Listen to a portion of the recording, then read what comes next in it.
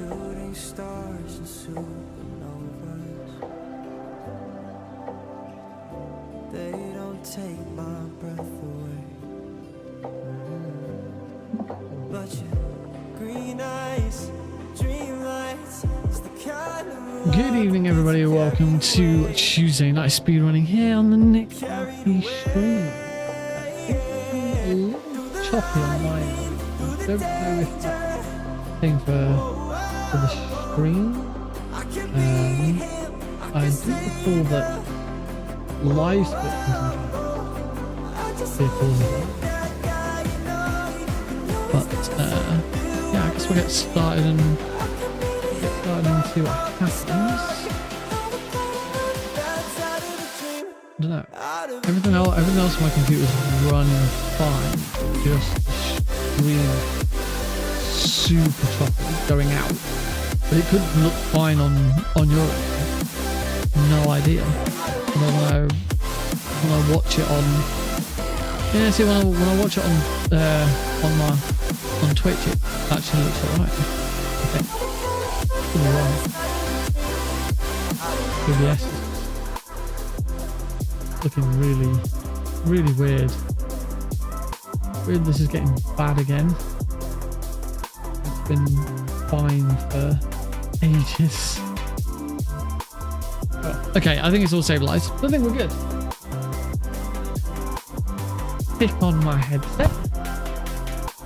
I'm gonna grab my stream deck and I'm gonna push that all important go button.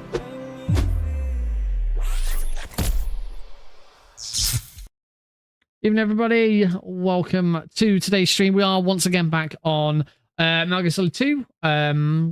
Desperately trying to get that sub 105 run done.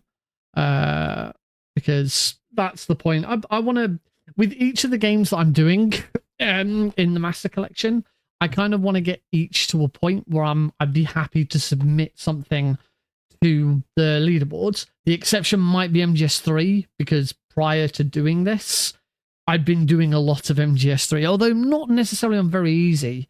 I'm actually not sure. That's a good point, actually. I'm not sure with MGS3 whether or not I'd actually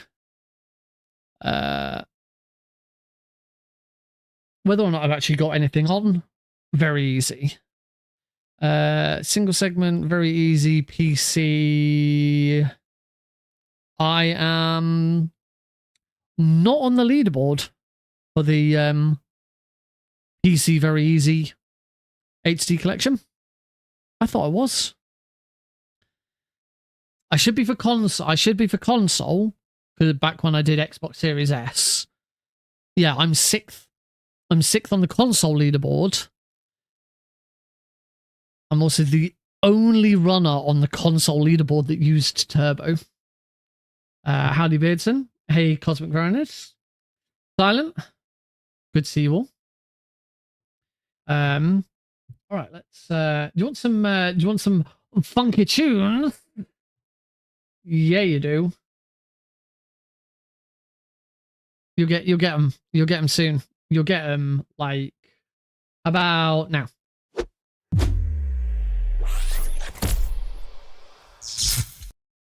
There we go.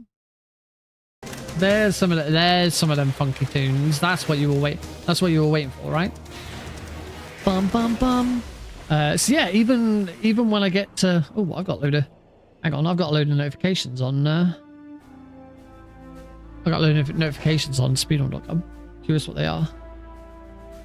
I've still got some I've got a couple of Pampas and Celine runs to verify, and they've been there for ages. I feel really bad, but I keep forgetting about them. New world record for Dastardly and Muttley Dreamcasts. Actually, 3 of those notifications are new world records in Wacky Races Style and Dastardly and Muttley. One of them is the this MGS3 but normal PC. The world record has been beaten. Wahoo! So I hope you're all doing great. I do just want to put out a quick test message. Hi all. I haven't yet fixed that any message I send out will appear on the stream 3 times. It should still be sending 3 times. There we go. But one of my messages didn't go to YouTube earlier, but it has now. So all seems to be a-okay. Thoughts on the new MGS2? There's a new MGS2. There's a new MGS2 time save. I heard about the MGS1 PC. Oh, there we go. Yeah, I'm assuming you're talking about the original PC version of MGS1. So to tell the story for those who haven't heard, House Test found a new time save for the original PC version of MGS1. It's not a trick, it's not a glitch. Basically, because it's a really old PC game, with the original retail edition, which I have in there, but you can't see it. I have the original retail CD. MGS thing one is I have to agree.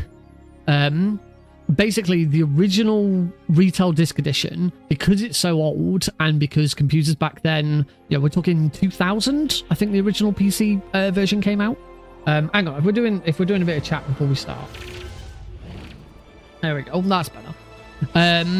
So it had I think it's called a minimum install option, where basically it installs the absolute minimum required files to make the game run, and as a result, I believe the main thing that it doesn't install or doesn't save are all of the voice lines, or a lot of the voice lines. And what it basically means, I haven't looked into it too far, so if anything I'm saying here is incorrect, that's because I haven't looked into it. This is just from the quick bit of reading that I did. My understanding is that then whenever any in-game scenes play out, so I call them in-game scenes because they're scenes that are running in-engine. They're not pre-made cutscenes. So for example, in prison, when Otacon comes and visits, you have a cutscene with him. You have a pre-rendered cutscene with Otacon, and then once that cutscene ends, you are back in game engine, but Otacon speaks his lines and he says, oh dear, he's coming back, I better get going, and Snake goes, wait, and then you take control of Snake. That little interaction there, that's what I call an in-game scene. I don't actually know if they have a proper technical term, but basically what I believe this minimum installation does is it cuts out those voice lines. Those voice lines don't exist. And in most in-game scenes, if a voice line doesn't exist, if a voice line doesn't exist, or if a voice line is cut short, it will just skip the scene. The scheme will just progress onwards. Now, if you've ever watched me do a PC very easy run, you'll know that we can use alt tabbing or Windows tabbing or something to take the focus away from the game and then go back in. And by doing so, you skip that line of dialogue. You can use it in for any percent before the big change to how the area reloader works. It was used quite a lot in Very Easy Any Percent. In Very Easy Any Percent now, it's only used like twice to skip the ninja's dialogue when he rescues you, because Very Easy is the only difficulty where the ninja rescues you from prison. And there's one more, but I can't remember where it is. I can't remember what the other one is. In all bosses, there's a few more cases to use it just to skip those bits, because it's bits where the area reloader wouldn't work, but that does. And from my understanding, what this minimum installation does by removing that dialogue is it basically means Grey Fox Rex. No, because for Grey Fox Rex you use the area reloader to skip it now. Before the area reloader was assigned to a hotkey, when you had to open the pause menu and load a blank save file, yes, the Grey Fox rec speech, you would alt tab through that speech to interrupt those lines of dialogue and cut them. And I believe and depending on how long that it ends the file. So for that speech, if that speech is all one big long sound file, you skip it once, you alt tab out once and alt tab back in, and it skips the whole thing. But if that speech is made up of multiple sound files, you would have to skip each one. It would just go to the start of the next one. The problem with alt tabbing has always been a little bit dangerous in MGS1 PC. Firstly, it can only be done on the Reddit Oxide version of the game. It can't be done on GOG. That's what I'm hoping. It can't be done on GOG. It can only be done on the Reddit Oxide version. And the problem is, because of the way you're alt tabbing out, sometimes you'll alt tab out and tab back in, and it's really fast and it works. Which is why I call it Windows tabbing, because rather than alt tabbing out, the quickest way and the safest way is actually to hit the Windows key twice. By hitting the Windows key, you open up your start menu, which takes your computer's focus away from Metal Gear Solid, and then tap it again, and it'll go back to Metal Gear Solid. The problem is sometimes you'll do that, and it'll just work. It'll just ignore it for a second and then bring it back. Sometimes when you do it, when it tries to go back, it kind of has to, because you're in a full screen game, it kind of has to not relaunch, but it kind of has to like refocus and minimize it, bring it back out, and you can very easily lose time doing the trick. But with this new thing, you don't lose any of that time, because the file isn't there in the first place. You don't have to alt tab out. It's now done automatically.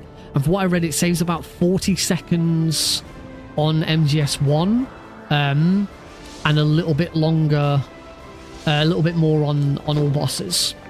To say how I feel, so sort of, and the way that this is being done, by the way, because of course that installation only works with the original retail edition of the PC version.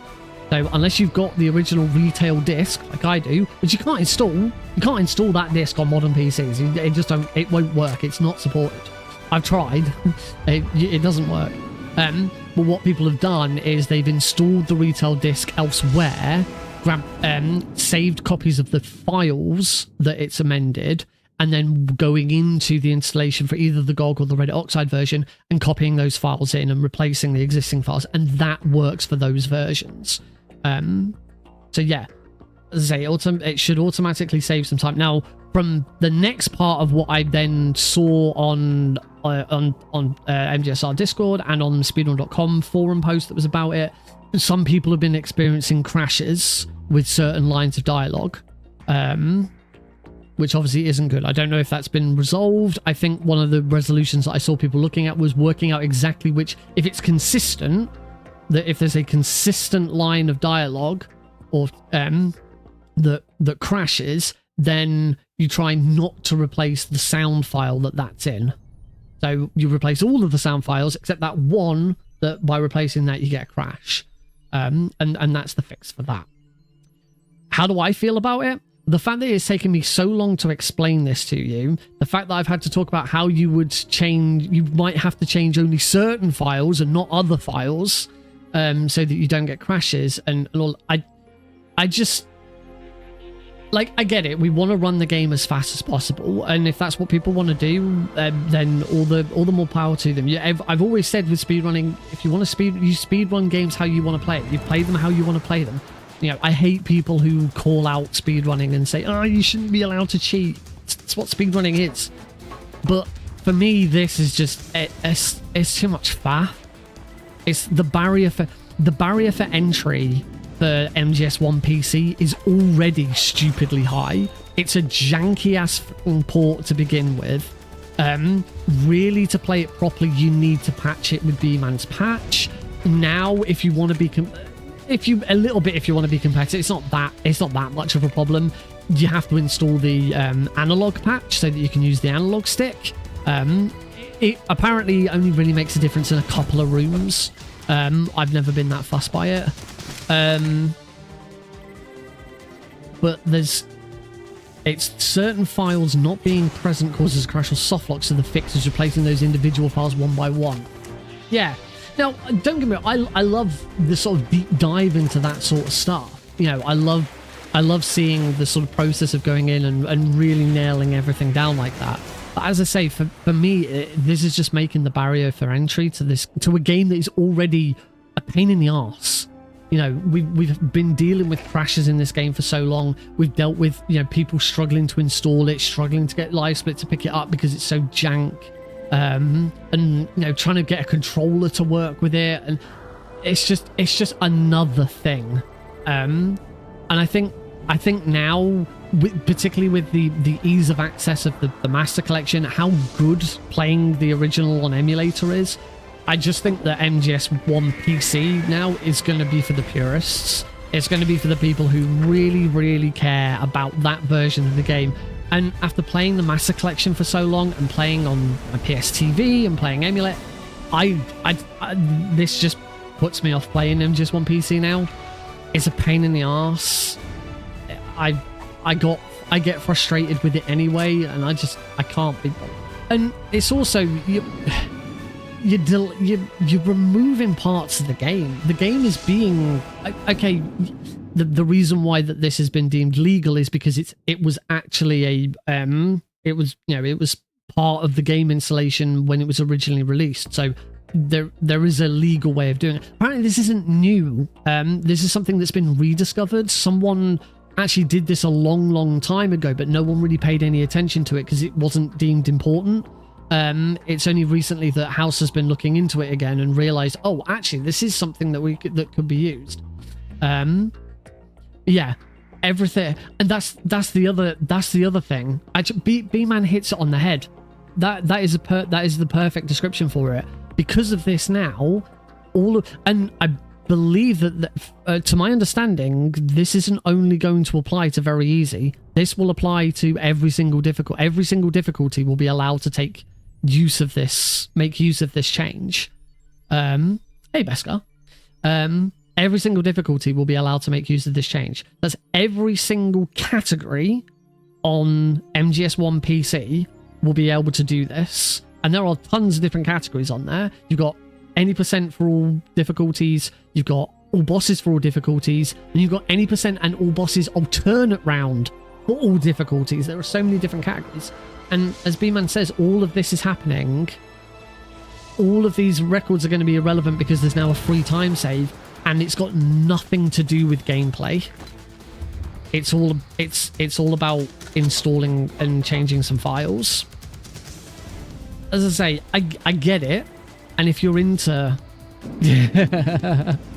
I talked about that today on Discord, going back to Snake Eater 3D.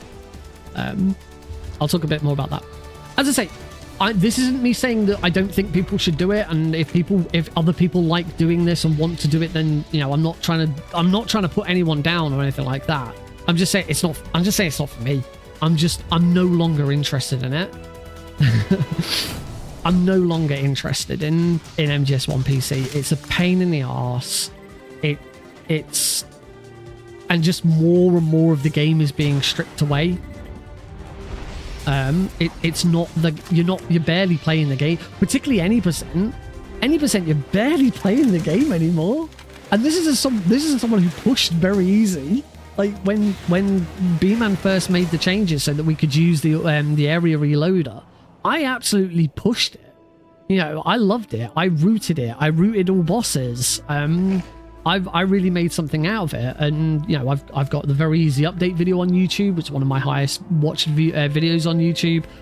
Using all of the stuff that I did in any percent. When the Boba Skip came out, I became the first person to beat the game in under 30 minutes. I loved it, but the more and more that's happened to MGS1 PC as I've sort of started to drift away from it, I just the area reloader was a mistake. Like the whole analog stick patch. I remember you saying it at the time. B-Man was the one who figured out how to correct the analog patch. So if you've ever played the original MGS1 PC, you cannot use 360-degree analog. You can only use 8 directions because the developers fucked up And I believe from what you said at the time, it was like one little bit of code.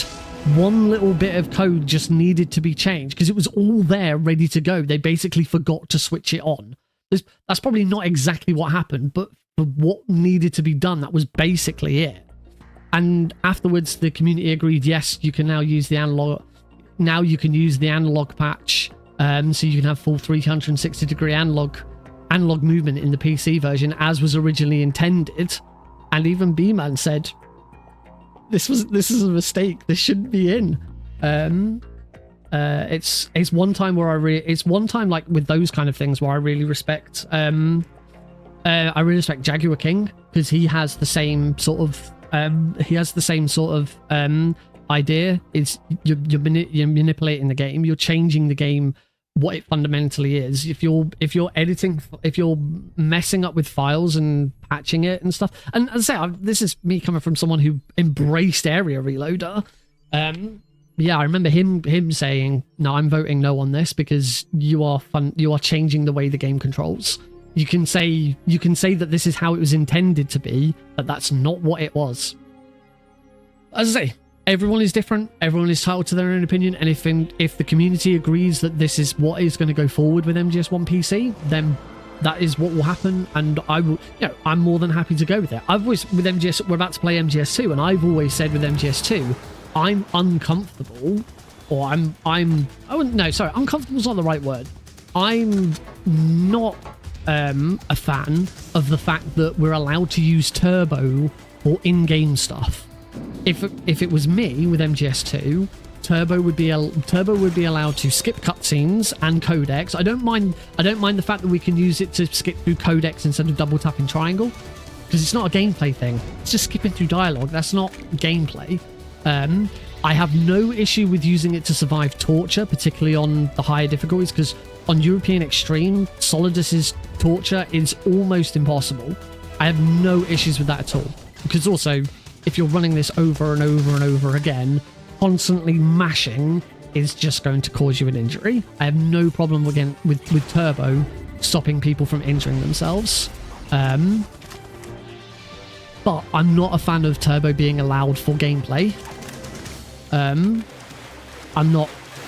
don't particularly like that we can use it for the Harrier. Okay, you can't do the best Harrier trick without it, but I'm not a big fan of it for that. I'm not a fan of it for the sniping section, but I use it because it's legal. If it's legal and that's how people have said they're going to use it, I'm not going to put myself at a disadvantage because I don't agree with it. I will agree with what the rules are. I'll go with what I don't have to agree with the rules, but I'm still going to abide by them. And if a tool is available, I'll use it. And I do. I enjoy using it. I just don't really think it's not really it's not really in, but for me it's not in the interest of the game. It's like Twin Snakes. In Twin Snakes there was always a bit of a thing if you're on emulator as whether you were allowed to disable fog. Fog on the GameCube, fog is kind of like an inbuilt thing in the graphics. So you actually use the GameCube's own sort of fog generator or fog setting or whatever it is to create fog in your games. And in the emulator in Dolphin, there is you can just turn fog off in any game that you're playing.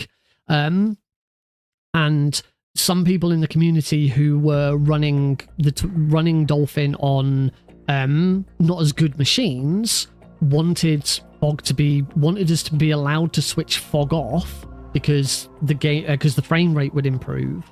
And you could also see better in the game, because if you've seen Twin Snakes, you'll know when you're outside, like fighting the Hind D and on the walkway, you can't see shit. The fog is terrible. However, when a vote came forward to say should we vote to allow people to switch fog off, I voted against it, because for me, battling with the fog, dealing with the lack of vision, that's part of the gameplay. That's part of what the game was designed with this fog to be here. The game wasn't designed. If there was an in-game toggle to turn the fog off, great. Switch off fog in the same way that you can switch off blood. Switch off fog. But there isn't. The game was designed for you to have to deal with the fact that your vision is impacted by this fog. and you have to be able to play to that. I wasn't just about to start running. I always get started on there with some chat first. Yeah, that's for me. As I say, for me, I am a little bit more of a purist. I do like, yeah, that is also it is also you know, annoying because the game runs so much better on the latest version of Dolphin.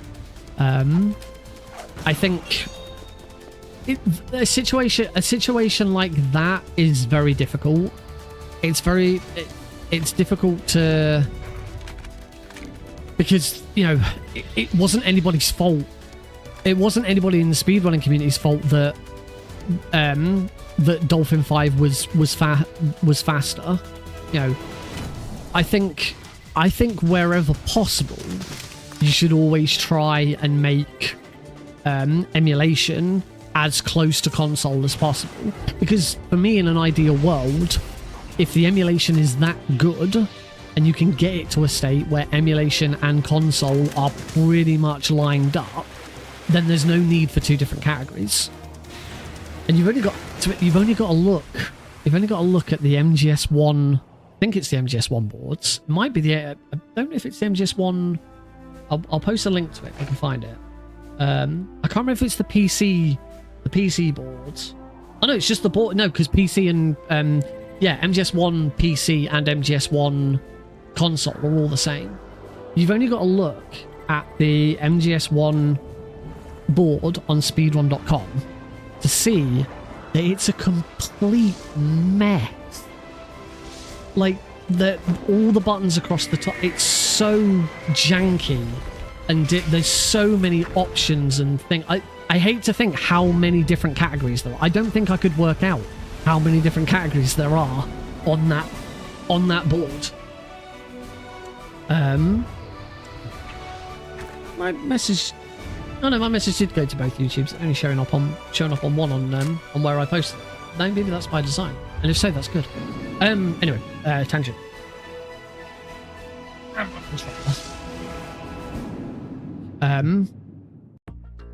There we go. So yeah, that's so. You know, if you could make it so that emulator and console kind of matched up, that gets rid of some of, you know, that gets rid of a bunch of categories and combines everything and makes everything a lot tidier, and it makes the barrier for entry easier, because then you can go, right, here's a leaderboard and you can play this on this system, on that system, you can use emulation, you can do this, you can do that on PC, whatever. For me, I always like to see the barrier for entry to any speedrun to be as simple and as clean as possible, because that's going to encourage more people to get in it.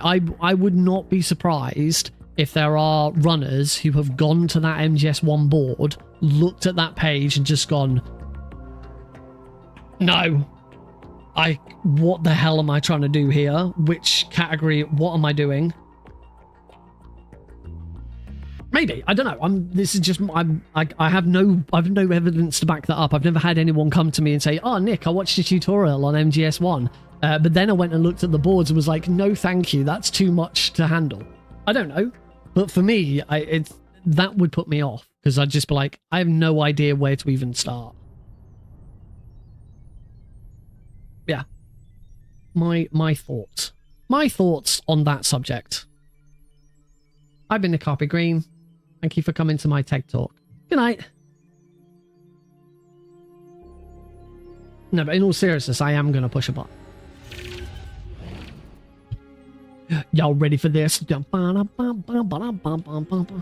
TTS on an 8-year-old emulator or on console, which can be expensive as fuck, is the main reason why TTS gets largely ignored. Yes, I would agree with that. Twin Snakes runs better on GameCube than Wii. My console runs are at a disadvantage because I don't have a GameCube. The advantage that Twin Snakes has is that Dolphin is a very good emulator.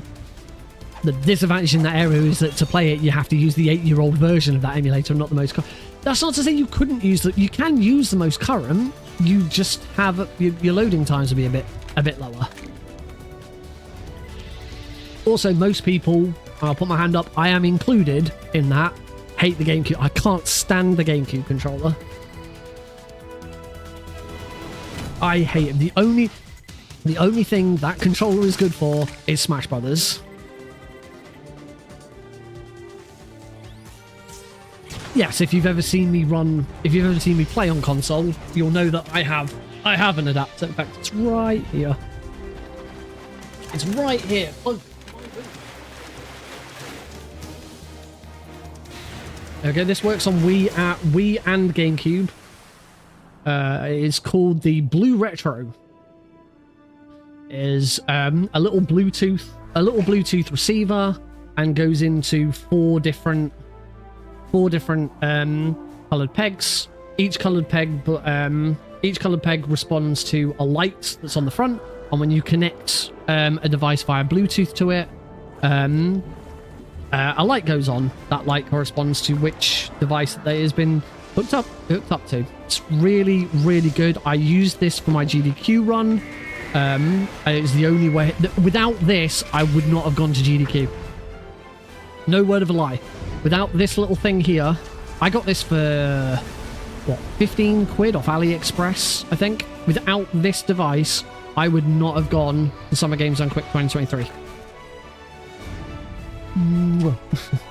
The only kind of painful thing about it is to change the settings, you kind of have to connect it via Bluetooth to a web browser, which I didn't know was a thing before I got this. You can connect your web browser, Google Chrome can connect to devices via Bluetooth, but I couldn't get the Chrome version to work. It just wouldn't connect, and in the end, I have to change all the settings for this on my phone.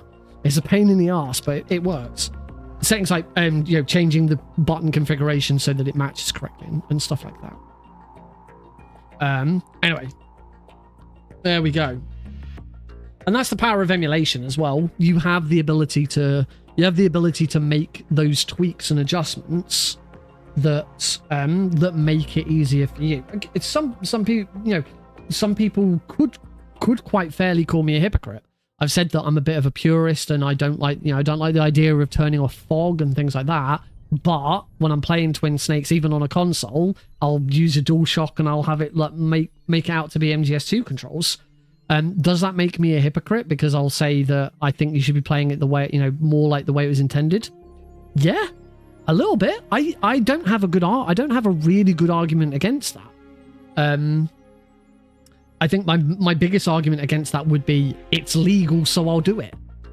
In the same way that I said I don't like turbo affecting gameplay in MGS2, but it's legal, so I'll do it. For me, accessibility, as long as it doesn't affect the gameplay, is important.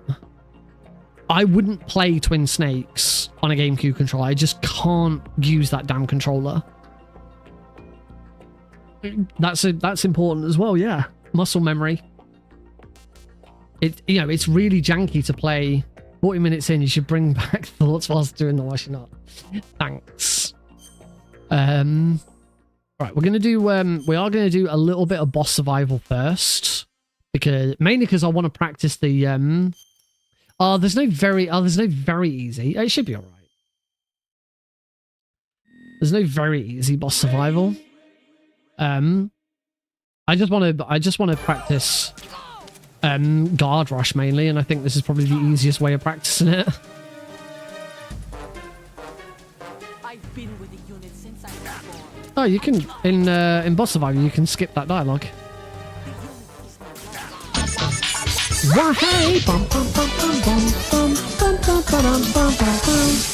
Heidi High 300 just subscribed.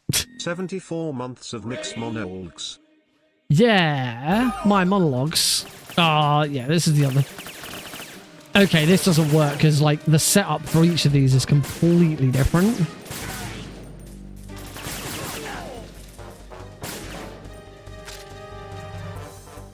Yeah, never mind. I'm not gonna use boss survival to practice. I suppose I can use boss survival to practice these shots. Oh, see, I'm so bad at that shot. So bad at the shooting those 3 guards. Maybe I should just blast. If I've got the ammo.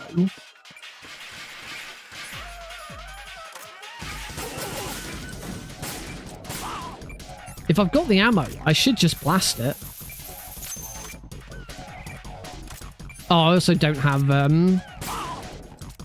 equip unequip. I have equip unequip on rather than previous. Was the name on that sub screen wrong? Oh, it could have been.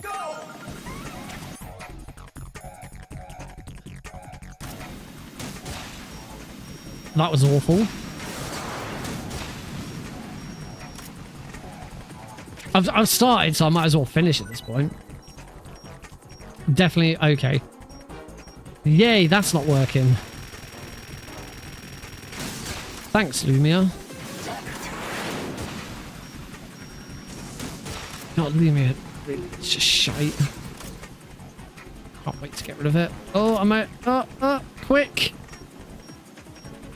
Oh, he's still flying around. He's still doing his circuits.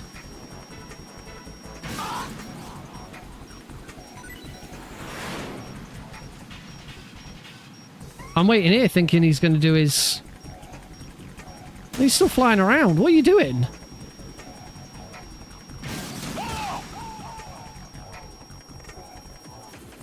There we go. I've been waiting for this. I'm going to mess it up anyway.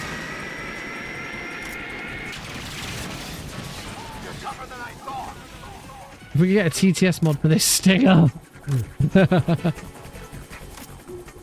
I think the other thing with some of those things is if a mod like that was really popular and people enjoyed it, I don't see any reason you couldn't have a category extension. I don't think category extensions are utilized well enough in a lot of 5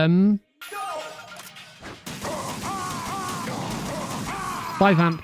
I don't think category extensions are utilized very well in a lot of situations. You can't just finish this by oh, that's M9 on there. That's not good. Yeah, you can't just Prozac skip your way out of this one. So I actually have no idea how this fight works. I've also got no rations and I'm nearly dead. So God only knows where this is going.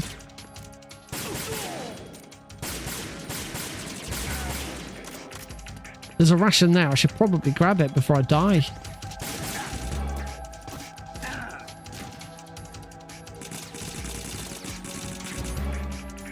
Oh!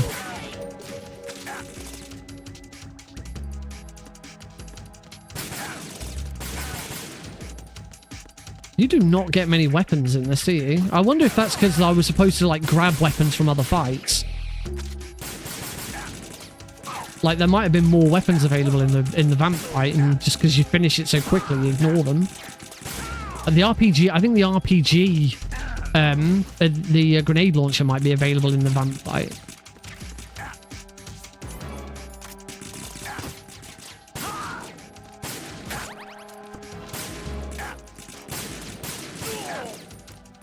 So I'm not doing very well here.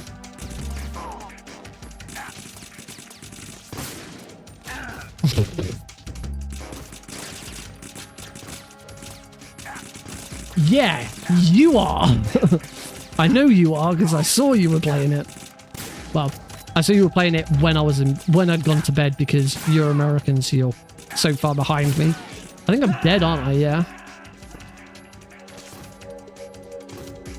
One day I'll get to watch one of your streams, and I won't be asleep.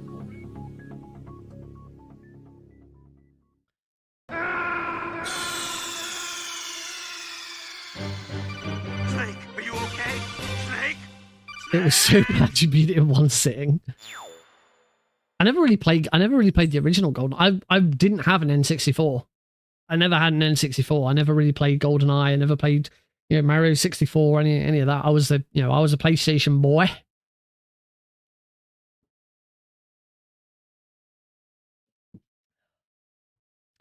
Anyway, that was really crap.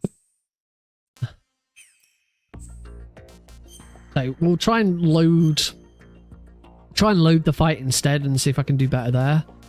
It should be in... Oh, there's no hold 2, so I'm assuming I've got to do... Oh, no, not hold 2, deck 2. That's already a bad start, isn't it?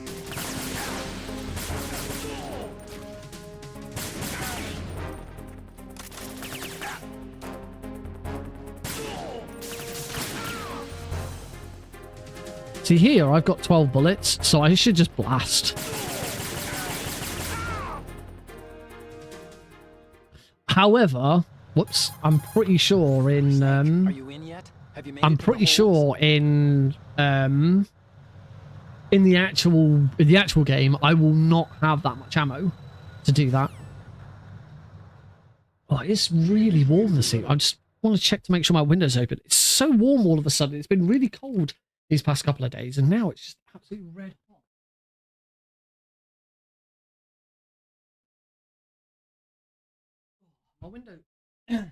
My window was open, but it was only on vent. That eases it a little bit. Anyway, whilst I'm here, as we're already here, now is probably a good time to give this a practice. Nope, that didn't work.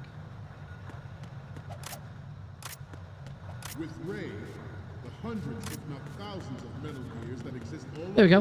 That did though.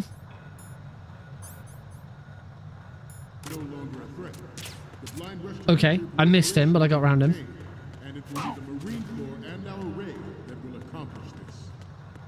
And haha, I've been found. So that we can just try that one more time. Snake! Nostalgia is a powerful tool. Right, that was already set. That's fine. The only thing that can stand up to a Metal Gear is, of course, another Metal Gear. Oh, not quite sure what happened there, but With Ray, the hundreds, if not thousands, of Metal Gears that exist all over the world are no longer a threat. The blind rush to nuclear proliferation I should just. and it will be the Marine Corps Yeah, and that's. Try tapping circle and L2 together into the second. It can make it easier. Snake! Snake! Try tapping. Oh, I see what you mean. I was like, for what? as a countermeasure to these pirated weapons forces. The only thing that can stand up to a Metal Gear is, of course, another Metal Gear. Ah. With Ray, the hundreds, if not thousands, of Metal Gears. Okay, I managed to freeze him somehow. Ah, don't freeze him. If you freeze him, you can't do it. It don't work if you freeze him, because he'll then just notice that you're there. He'll be like, hey, he's not holding me up anymore. Get him. Metal Gear Ray as a countermeasure. Oh yeah, that's so much easier. Thanks, B-Man. Stand up to a Metal Gear is, of course, another Metal Gear. So if you... Oh my god, please. With Ray, the hundreds, if not thousands, of Metal Gears that exist all over the world are no Cool. longer So if you do accidentally freeze him, make sure you then take him out. Bum bum bum. Bum bum bum. Bum. Get it?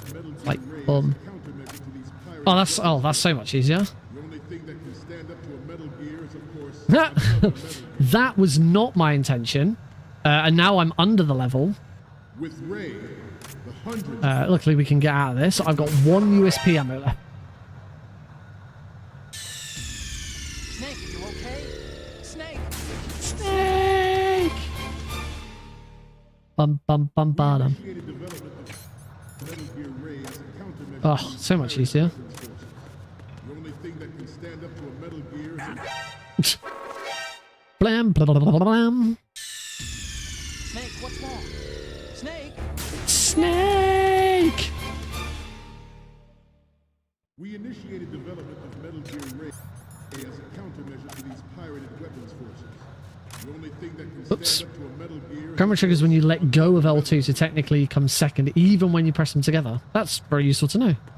with Ray, the hundreds, if not thousands of Metal Gears Oh, that helps if I exist do all this over right. the world are no longer a threat. The blind rush to nuclear proliferation will be contained, and it will be the Marine Corps and our Ray that will attack. I'm getting the drop down. Snake! Snake! So hopefully I can put it into the actual run, which would be which is obviously the intention here. Gear Ray as a countermeasure to these pirated weapons forces. The only thing that can stand up to a Metal Gear is, of course, another Metal Gear. There we go. Ray, That's if not thousands essentially how it's done. that exist all over. Right.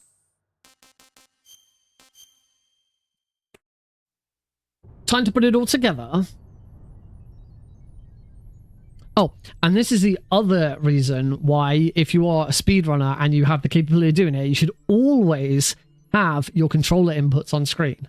A, and the main reason I'll always say is because you never know who might watch your run to try and learn something.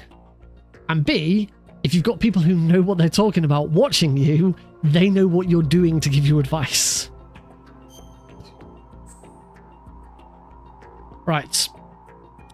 Here we go then. I can never remember if I have to change that to. Oh, it's already on. Oh, it's already on previous because I loaded a save.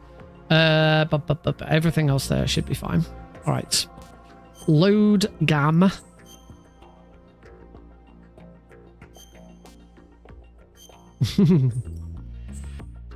You learn a little bit from me, I learn a little bit from you. Capiche?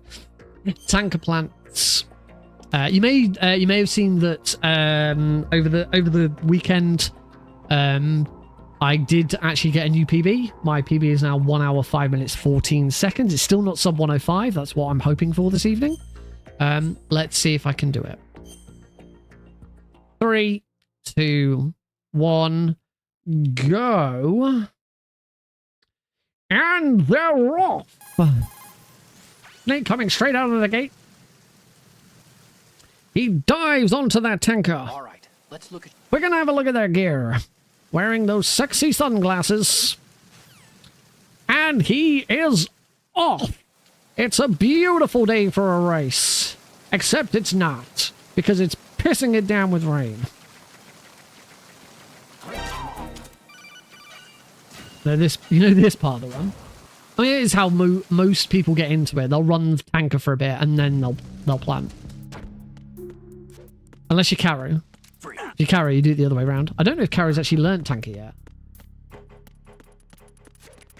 Which is absolutely fine. There is no reason to if the plant's the bit you enjoy, go plant first.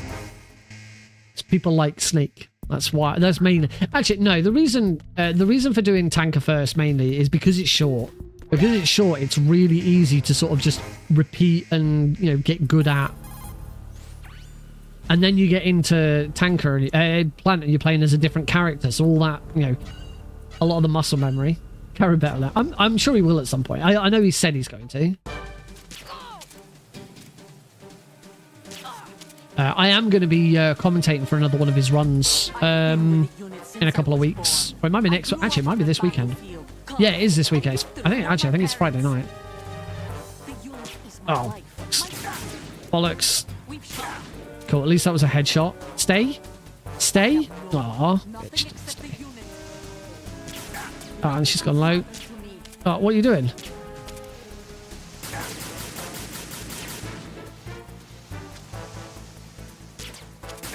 She freaking dodged. Did you see that? She freaking dodged it. Whoever you are, you're not stopping She us. freaking moved ahead. I'm resetting. This is awful. What have I done? This is awful. Screw this. I'm going home. Stop kidding around. She was still got me salty. How can you be still salty over it? I was never salty to begin with. That was really bad aim. That was just awful. So bad. I'm better than this. I'm not that much better. MGS2 was always my weak. It's weird because I'm really good at like getting headshots and stuff in Twin Snakes, and it's the same engine. You'd have thought I'd be good at this. I'm really not. All right, 3, 2, 1, go. She is sneaky. All right, let's look at.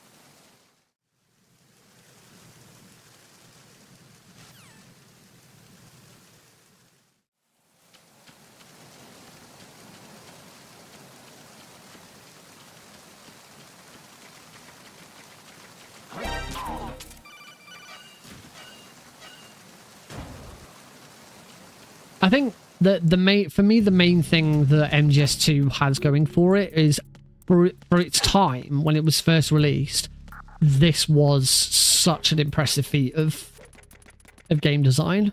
It was incredible at the time. It was incredible. I think the gameplay and the story of MGS3 is better and surpasses it.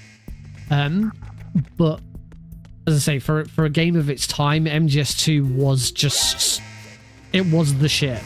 It was like, how can you do this on the this little PS2? It was incredible.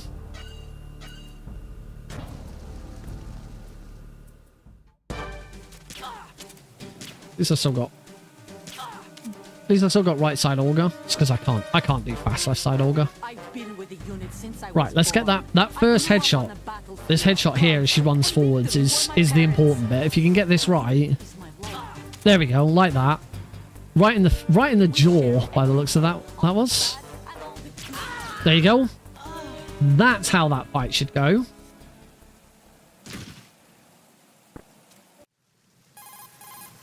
Swing.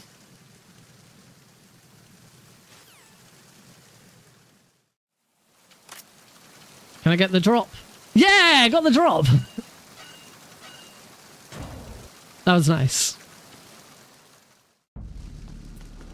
It's tiny little time save, and there's not really much you can do to it. It's a bit random as to whether you'll get it. The shoot button has to be hit on the exact correct frame. So all you can do is just mash turbo and hope you get it. That's all it is. It's just hitting the, whilst not having a weapon equipped, hitting the weapon button on exactly the right frame as the drop's going to start, and it just cancels the drop. It cancels the little sort of bunny hop that Snake does to get off. I don't know if Raiden can do it. Bum, bum. Yeah, a bit like that.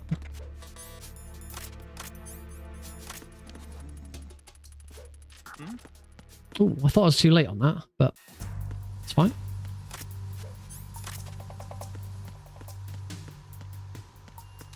Can't even, you know what? I can't even remember how you do the engine room.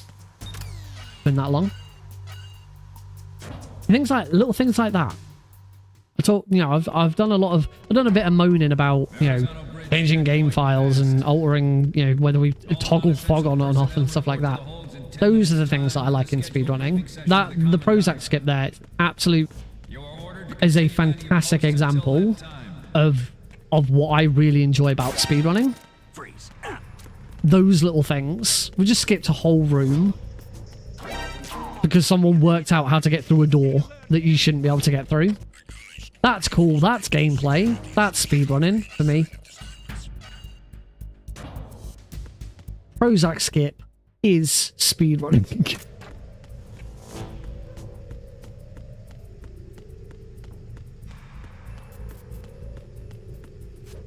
Boba skip.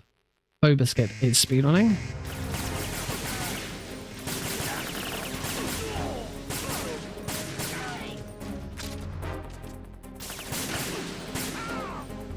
This is already better, and I've got a bit of ammo to slam.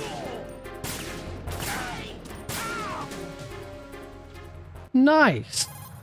It was okay. Apparently it could have been 5 seconds faster, but it was okay.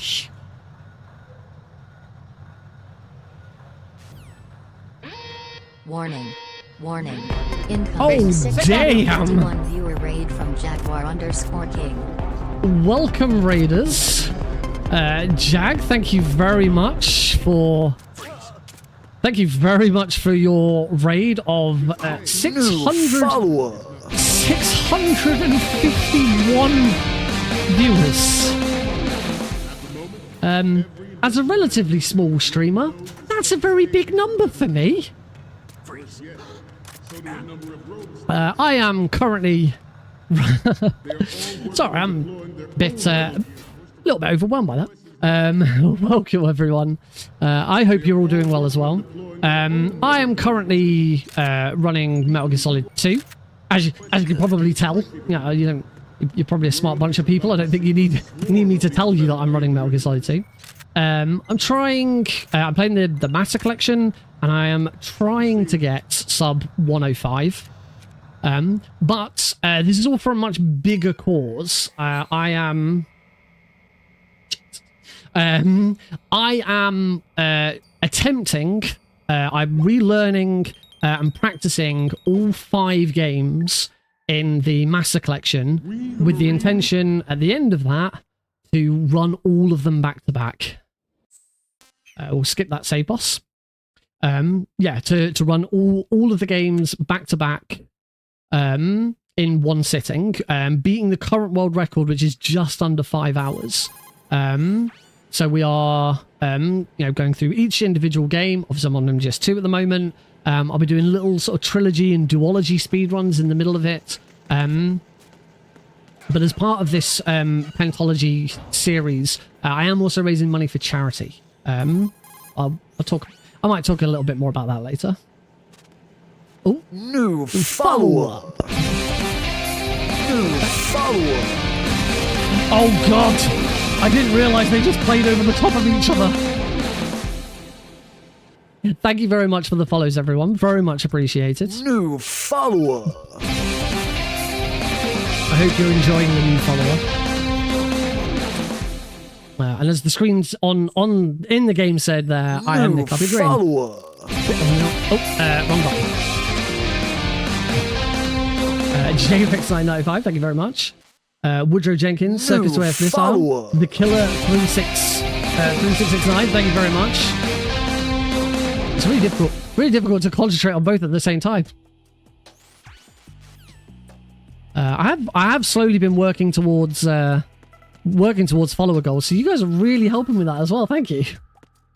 But yeah, it's wonderful to have so many people here, and I hope you all enjoy yourselves here on the Nick RP stream. We'll grab the M9. Follower.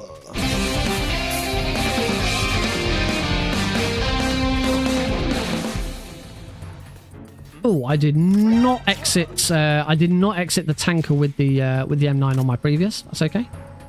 And here comes the elevator. We'll do a little aerial onto that. Well. And we are arriving on the roof. Onto the roof. Under here.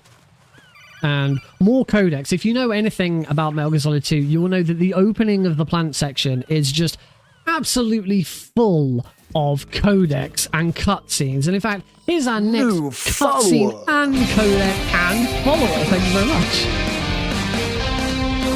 So we get through that one, and we'll head out onto our first connecting bridge. And of course, we get another codec and cutscene. Thankfully, we can get through them pretty quick. Okay, we're done with the codecs and cutscenes for a good 10 seconds. Let's count 10, 9, 8, 7, 6, 5, 4, 3, 2, 1, and our next cutscene and codec combination. And we'll have a look at Pliskin's face, and we're done with that one. 3, 2, 1. We have our next codec. 3, 2, 1. We have our next cutscene. Don't worry, we're almost done. We are almost done. I'm going to cross this bridge, right? Now, there's no more codecs and cutscenes on this bridge. Promise you. And when we first get into Strut C, there's no codecs and cutscenes. We're all good, see? We're just going for a stroll through the dining hall. It's all good. We're just having fun. And now we're into another codec and cutscene section. There you go. There's the codec. Here's some cutscenes. Luckily, we can skip that cutscene. If you play new game, you can't skip that cutscene. There's a nice shot of Stillman's face. Right. We are now kind of out of the tutorial section of this run, and we can just get on. There are some more codecs, but we can now, for the most part, just get on with the run. Our first codec comes here. I just opened a door. What do I do now? This is Raiden. I've entered the BC connecting bridge for the second time. This is Raiden. I've been spotted by an enemy camera. This is Raiden. I just shot a guard. This is Raiden. I've gone through another door. Luckily, we don't get a codec for every single one of these bombs. We are diffusing bombs at the moment. A large portly man has planted a bunch of bombs around the big shell, and we now one on each strut. We now have to go and disarm them. Not properly disarm them. We just spray them with our coolant spray, and that very quickly just freezes them, for them to be disarmed properly later. Into strut A. I believe this one does have a codec at the end of it. We're going to be sneaky with this one. Gonna run up here, grab some SOCOM bullets. We're going to introduce a little glitch called the coolant rise. You can completely cancel the animation of Raiden standing by equipping and unequipping the coolant spray as you do so. Gives us a little bit of a time save. And then as we approach this one, when the game wants you to go all the way around some pipes. Wants you to go down that pipe there. Follow-up. Bam, bam, bam, bam, bam. But instead, we're just going to go here. I think I'm hitting it. No, it's on the other side of that little block. Dice TV, thank you very much. Not too far forwards. That should... I think that's right. You should be able to hear it. I'm not... Come on. There we go. That's now correct. That's going to be a bit of a time loss.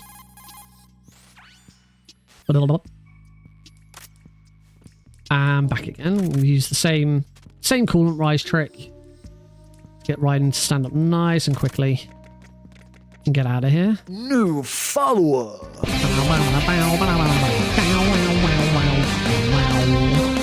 Mr. Balticus. That's a lovely name. Mr. Balticus.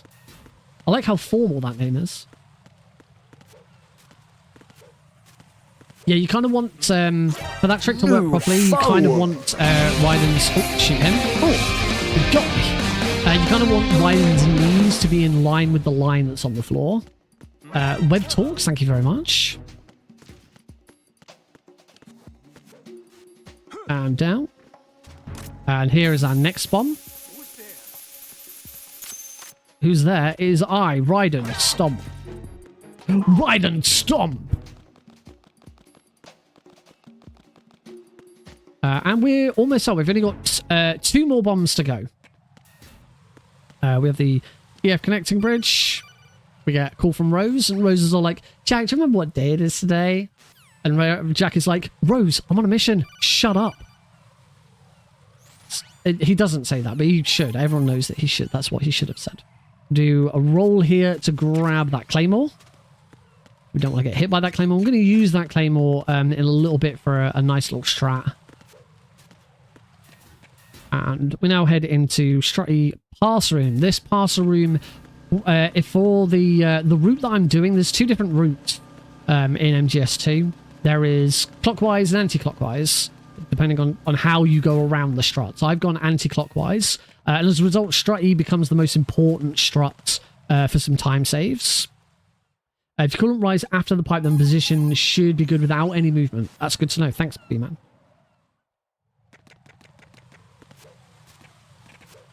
So cartwheels and the bomb. The bombs here are always in the same place. On this difficulty, at least, anyway. This is the very easy difficulty. The only reason I'm doing very easy is because I've only ever learnt very easy and normal. Once all of this is over, once I've finished with the five runs, the Pentalogy series, as I'm calling it, I intend to come back to MGS2 to learn European Extreme. Oh, hang on. I need box 3. Very important. I've got box 3 there. I do intend to come back and learn European Extreme because I've already learned Extreme on MGS1 and I've learned European Extreme on MGS3. So the intention will then be to do an Extreme or European Extreme trilogy run of the 3 of them, which I think would be really cool. Little conveyor glitch. We shoot over here and that allows Raiden to get... Oh, whoops. Should allow him to get up on top of there, but I then messed up and fell off. Going to get the cardboard box out. Box 1. And run straight into there. Completely skips the having to go along the conveyor belt and in and out of the room and all of that. Whoops. Wrong way. I might need to shoot that guard. Who's there? I am going to shoot the guard. There we go. Grab sensor B. Grab sensor B now before we're being told to, because it cuts out a cutscene. Or a codec, rather. Take that guy out. Ignore this camera. Whether it sees me or not isn't a problem. And we've got our final bomb of just sort of going around and checking out the bombs. There's still a few more bombs to defuse after this. We're going to hop down here. Grab. Open this vent. Who's there? Who's that? Enemy sight. Spray him. To stop him from calling in on the radio.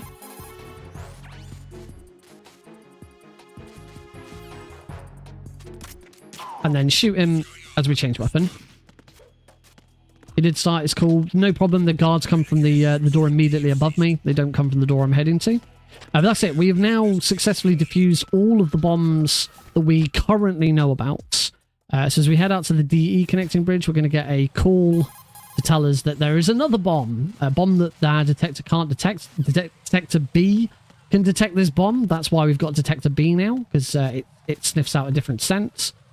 So we need to head back to strut A. Well, I'm going from D to E, which you might think that's not right. But then you might remember, oh, there was that parcel room earlier. Yep, we're going to use the parcel room trick again. Use the other box to go directly to strut A. So again, stand here, shoot up. You don't actually have to shoot. You can unequip. Get box 3 out, and we're now in the pump room. And we can move on.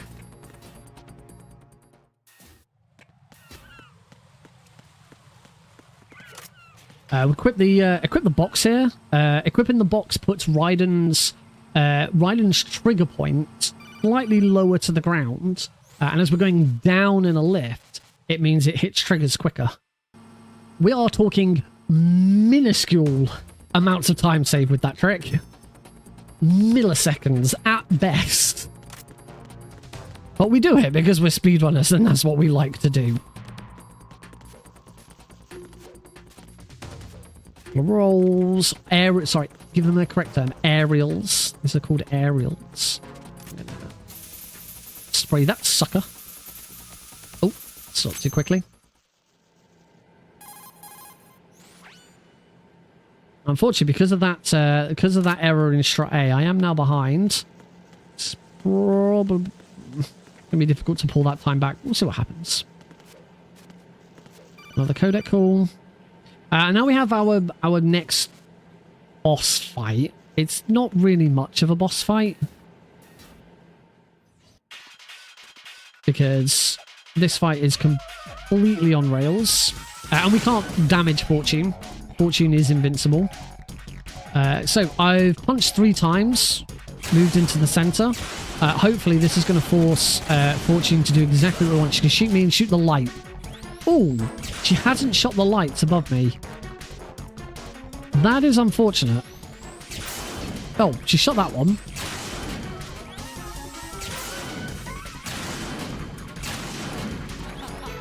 She started laughing, so I'm going to move forwards.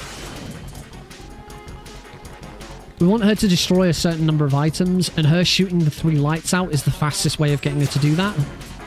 But sadly, I'm not quite sure where I went wrong, but she did not do what we wanted her to do. Yeah, I'm going to lose a little bit of time on this fight. She shot both of those barrels. And I just need to wait for her to just destroy stuff now. Ideally, just stand in one spot and let her keep blasting.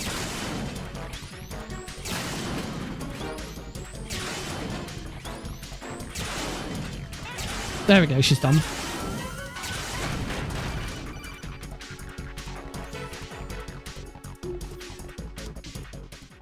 Okay, so it wasn't as big a time loss as I thought it could have been.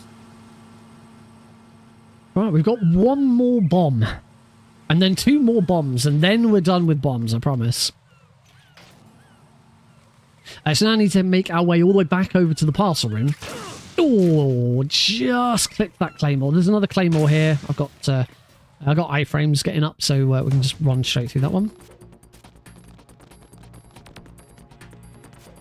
And in this section, we are going to utilize the power of the almighty god item, the cardboard box. Cardboard box is a very, very powerful item in this speedrun. Not like that, it's not, though. That was pretty poor. It can make guards just turn and run away. There he goes.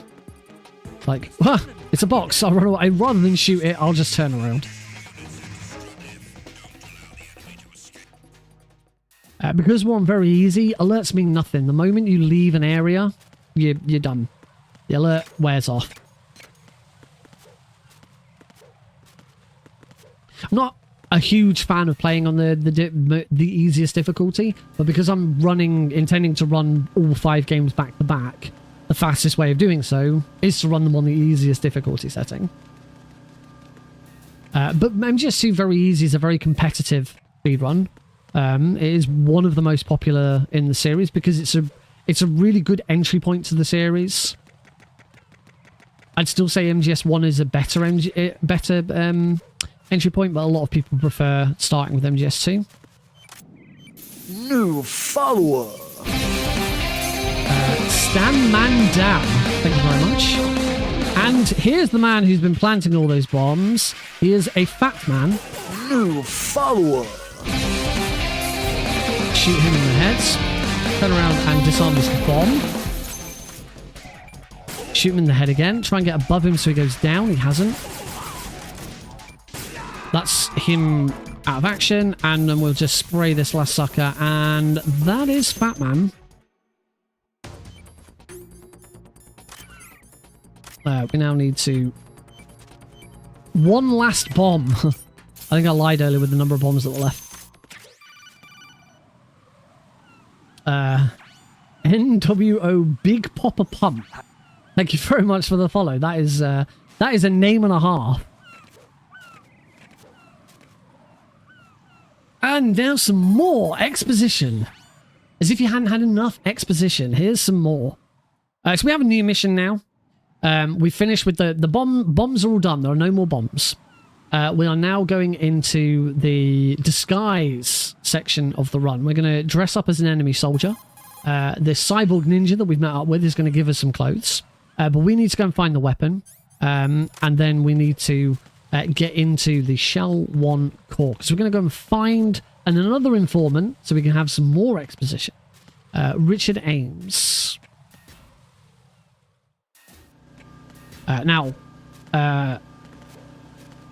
This portion of the speedrun does get a lot easier. Not a lot easier. A little easier. A little easier. Or a portion that's coming up gets a little easier if you play the game just a little bit later at night. Which I am not doing. If we do a second run this evening, we might get to see it. I'd say if we do a second run, I will definitely be doing a second run. At the moment, this is not looking like a sub 105. I've got work to do.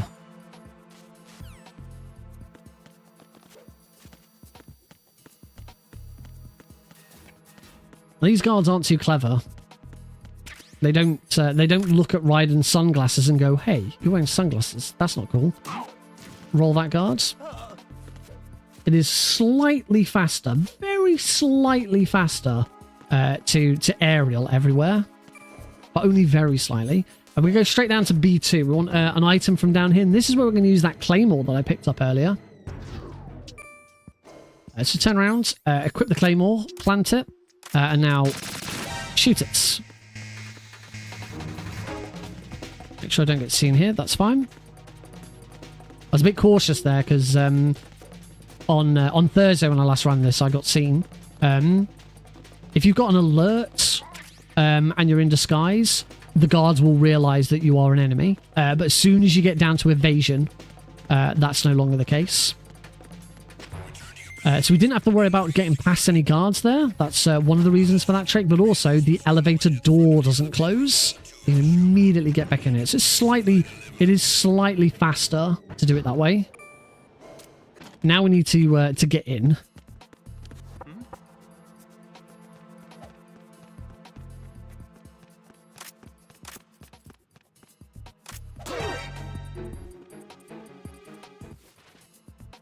Use the retinal scanner to get inside. You are clear to enter. Welcome to Pizza Planet. Unfortunately, this isn't Pizza Planet. I'm sorry, I got you guys' hopes up. Right, let's find Ames. Ames is in a random location if you're playing on New Game Plus, which I am. I've not got a very good Ames location, have I? There he is. Aim the D-mic at him. You hear it's like click. It's because Ames has got a pacemaker. That's how we know that he's Ames. If you're playing New Game, Ames is always in the same location, right at the very south of the room. But we're not. We're playing New Game Plus because there's an unskippable cutscene in New Game, which is about 5 minutes. Unfortunately, Ames is dead. We met him, we had a chat, and now he's dead. Gone too soon, I think. And we've lost our balaclava.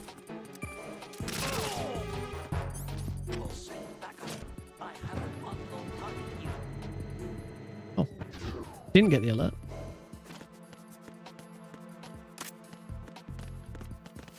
We're done here now. We want to head over to Shell 2. Or Ames. Can we get some F's in chat? F's in chat for Ames, please.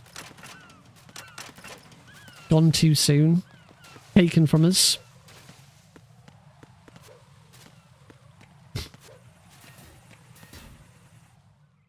Before we can go to Shell 2, we need another weapon. Because there are some pesky...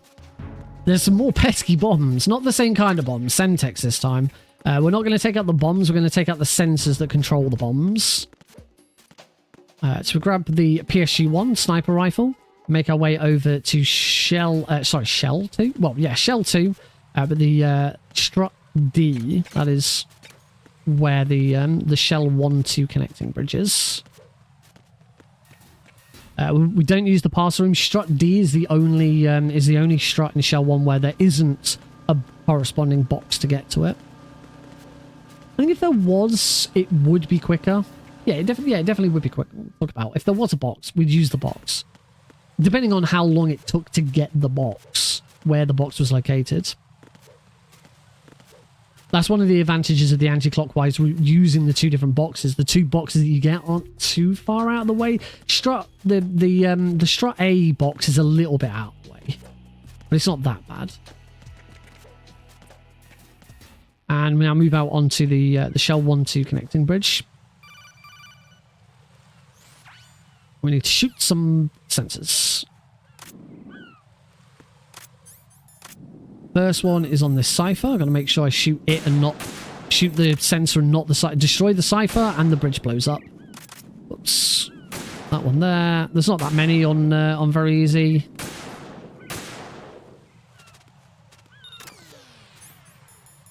chaff grenades. And now we have what I'm hoping will pull some time back. A reasonably fast boss fight. This is the Harrier, and I'm going to concentrate on this fight.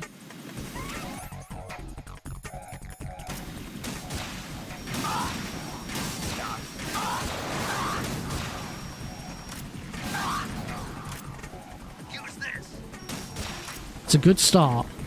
If that hit lands, it didn't.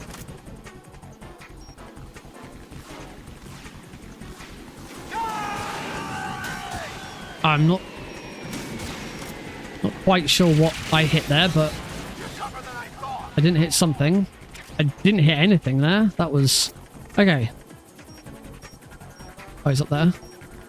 I'll let you go out in style.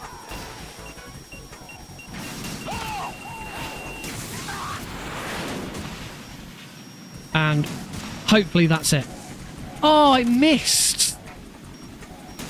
Come on, land. Yay. Okay, we at least finished the fight before we went into the dodging the missiles phase.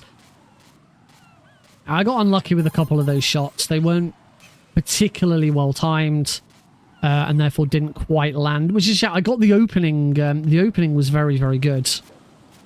I got the the door I missed.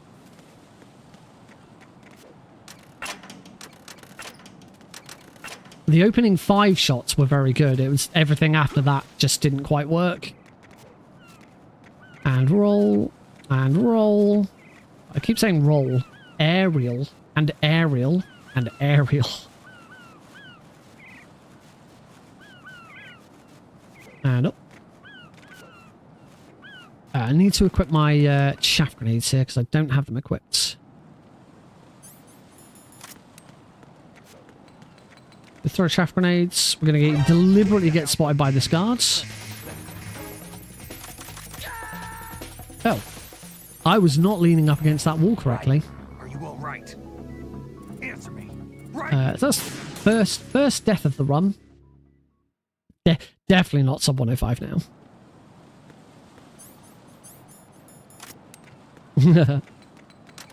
Who's going to play it? That's better.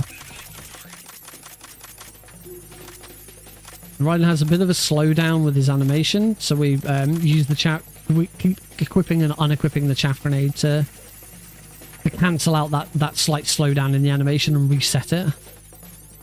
Howdy, happy dudes. How are you doing? Welcome to the stream. We've got a big old happy stream here, so it's good to have a big old happy dude. Oh, I forgot to throw the second chaff grenade. I was so bamboozled by the arrival of Happy Dude that I completely forgot that grenade. So we're now in Shell 2. This is where the game starts to slow down a little bit. But we got first things first. We're going to save the Prez, and that is the President's. No, not got very happy splits, unfortunately. But it's all right. This is just the practice run. The first one's always a practice, and then the second one's for real. It's going to head down to the second floor basement. Sorry, first floor basement B1 because I'm bad. Go for a swim. And since I'm so far behind, this is the perfect opportunity to try and put into practice some of that there swim glitch that we were doing last week. I will be attempting the swim glitch. Oh. Oh, I think I know what that message is about. Language. I want to equip the Stinger in this role and then the Nikita. For those who don't know, Happy Dude is the head organizer of a speedrun marathon that's taking place in November, which is called Fast for the Kids 2, the Retro Masquerade. It's going to be all about retro games or spooky games. You can check it out on Angus. I've been calling it Oengus forever, but it's not pronounced Oengus, it's pronounced Angus. I didn't know this. I've been making a complete fool of myself for about 3 years. So that's good. Yes, the marathon is available. So if you go to Angus and just check through there, or someone might be able to post a link to it. Yes, Happy Dude is the head organizer. I am the head of tech for it. I've been creating the stream layout and the Node.cg package behind it. It's all coming together. I've also been writing the guides recently, and that's what Happy Dude was asking me about. Check it out on the submission site. No one can properly announce. Well, there's Angus had recently got reacquired or bought. It was owned by ESA, but ever since the EA controversies, EA's big ESA. I believe ESA has been trying to like get rid of assets, and so it was. It's been like recovered, and it's now owned by the people who actually manage and update it. And they added a blurb about how to pronounce it. So I read it, and it was pronounced Angus. I was like, oh, all right. We're going to try the. As I said, we're going to try the swim glitch. I'm not very good at the swim glitch, but I can pull it off. So the way swim glitch works is we're going to try and swim into this corner. Not doing a very good job so far. So swim into the corner, and for some reason, when Raiden hits that corner, it causes him to rise upwards. Oh. You can sort of see him starting to. I think I'm gonna reset it. Hey, there you go. Happy Dude has posted a link to this. So if you're around, I think it's the 2nd or 3rd weekend of November, and you've got a speed run that you'd like to show up, particularly if it's a retro game or a spoopy game, then get your submissions in. I'm terrible at this glitch. Also, I can't do it with the D-pad anymore. On the original PC version of. Oh, that was better. Oh, unfortunately, I accidentally hit up, which causes Raiden to come out. He's riding the wall. I get it. Because... Oh. This is why I don't usually do this glitch, because I am just bad at it. But I'm determined now. Oh. Oh. Oh. There we go. And we're through. This cuts out this whole swimming section. I have not saved any time, by the way. We now go under here and up. Oh, I've not skipped this codec call. You should be able to skip this codec call with it, because I've not hit the trick. I'm on the wrong side of the door, I think.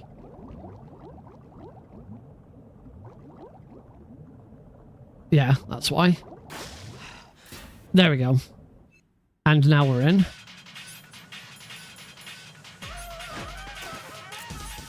Oh dear. And that's Vamp 1. There we go. PS4 is definitely not retro. You are allowed to play re-releases of games. So, for example, I've submitted MGS2 on the Master Collection on PC because it's just the PS1 game. That's acceptable. So yeah, that swim glitch should be an 18-second time save. As you can see, it added on an extra minute and a half. This is why I don't usually do it. swim glitch is not the thing that's stopping me from getting a sub 105. Consoles that are 10 year games that are 10 years or older is a good way of looking at it. That sounds pretty good for retro. Right, we now have an Emma on our back. If you ever have an Emma on your back, please seek medical attention.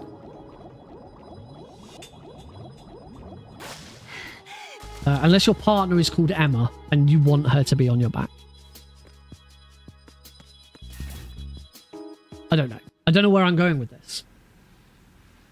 Not all consoles with bits as a promotional buzzword were the only thing considered retro.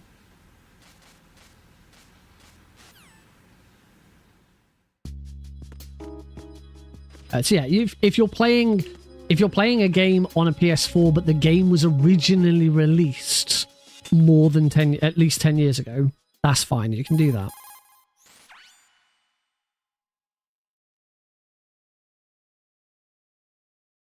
Big, long exposition calls again.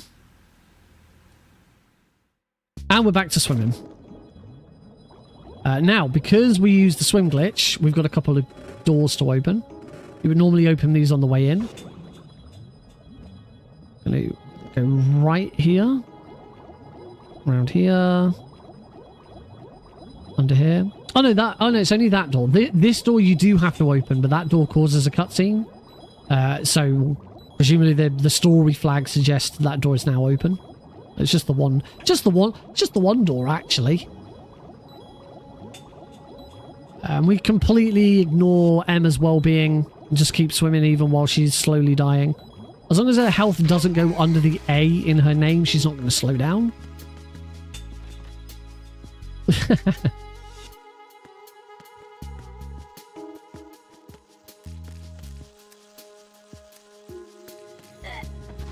I hate to tell you this, folks, but we're all getting old.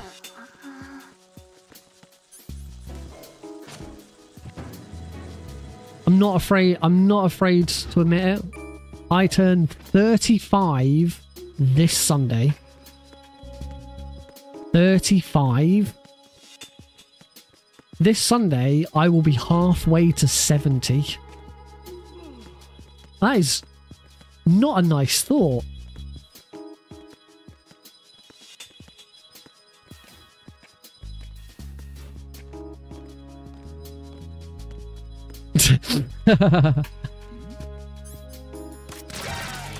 Just very violently take this guy out. I don't think I'm going to be doing a birthday stream or anything like that. I might make a bit of a deal about my birthday on Thursday's stream. But we'll see.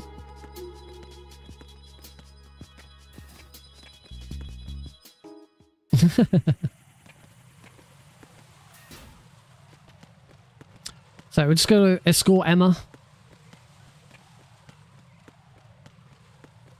Being a dad to a teenager. So I don't have that issue yet. I'm quite happy being a dad to a 10-month-old at the moment. He's got his first proper session at nursery tomorrow. He had to say we went for an hour today, but that was mainly just paperwork and stuff like that.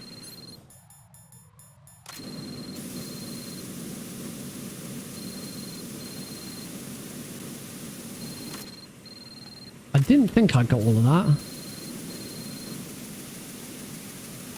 Now I have it. It's when you see the black smoke. Oh, that camera spotted me. Took too long, that's why. That should be fine. There we go, we're good.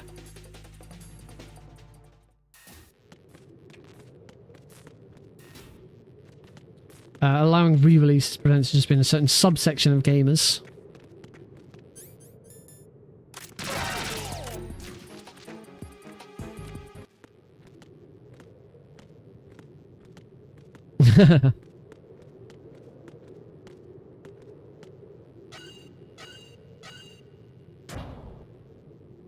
I thought this one we've had some jokes, we've had some laughs about long codecs and cutscenes. How about a nice 9-minute unskippable, relatively quiet sniping section? We're gonna take our time. We're just gonna chill out and enjoy the lovely piece of music that is Twilight Sniping. Absolute banger.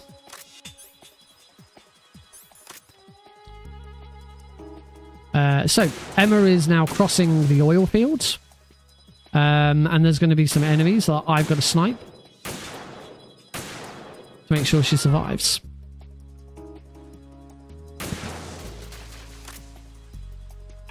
Got to be careful with where I'm aiming, because if I aim too close to Emma, if I look down the scope at Emma, it's very likely she'll fall over.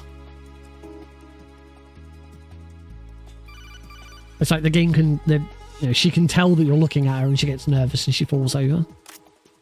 Now that Snake's called, I need to be ready over here. This is going to be a guard come around this corner. And there's going to be a guard up here. That should be it for guards.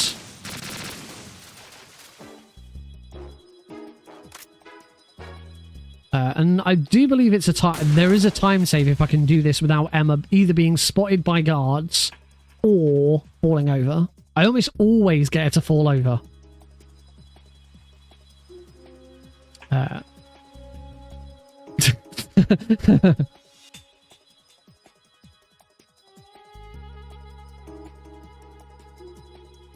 See, replace the word Emma with any woman, and that is Ottocon's mantra for life. Also, now that we're at a nice chilled out bit, I'll turn my pink light back on. I automatically have my light switch off when a raid comes in, and it should turn back on when the raid finishes, but it doesn't sometimes.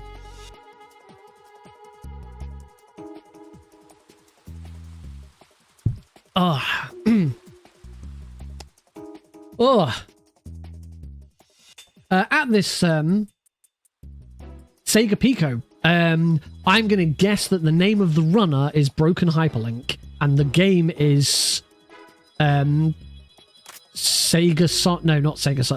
the Hedgehog's Game World.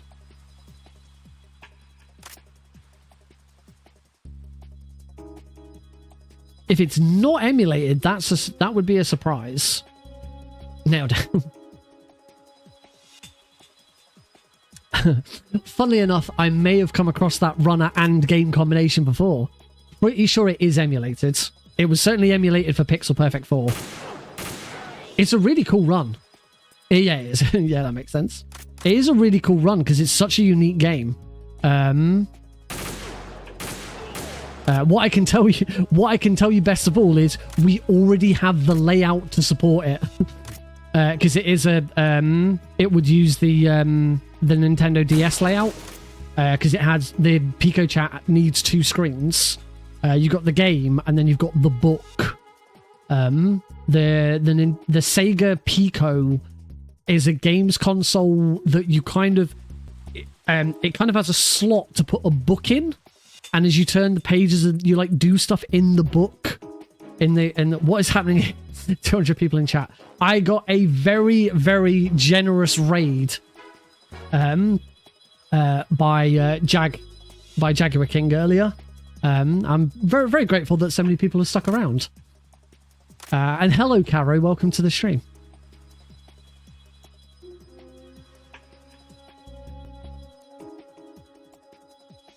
So hopefully this is a time save. In fact, I know for a fact that this is a time save because I remember when my current PB is based on an offline run that I did.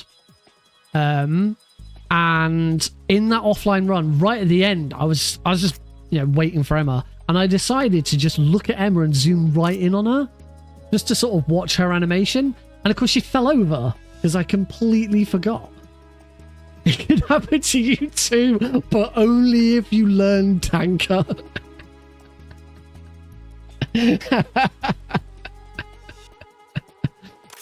Oh, that's great. We've talked about speedrun marathons. this weekend. I believe it's the Friday evening, around 8 p.m. British time.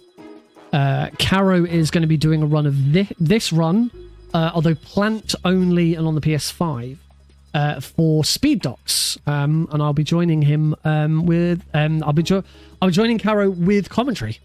So yeah, go check out that run. Caro is a very, very good runner, very funny runner. That was awful setup for that fight. Yeah, and go give Caro some love. Go give them some love. Give Caro a follow. They deserve it.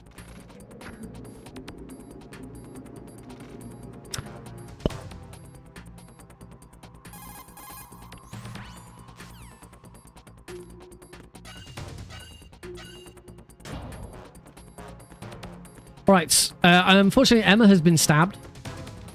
And we need to get to her before she dies. That's basically it.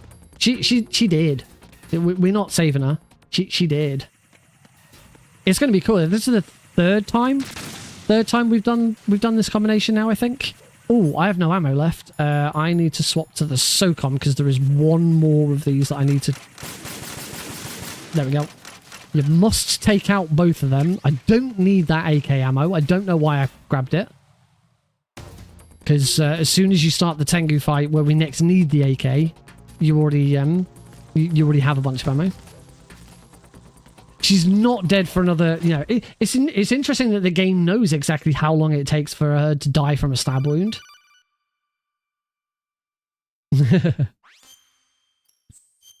I completely forgot about that save boss.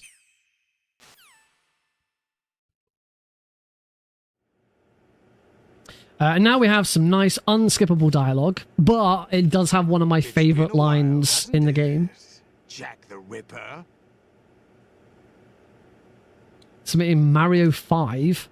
You know this fellow? Waluigi Punfest. You remember me, don't you? You've You remember me, don't you? Another Scooby-Doo moment. Oh, Mario Party 5. I was like, Mario 5? your memory too? Is that what people sometimes call Super Mario 64? Mario 5? Is it Mario 5? What would be Mario 5?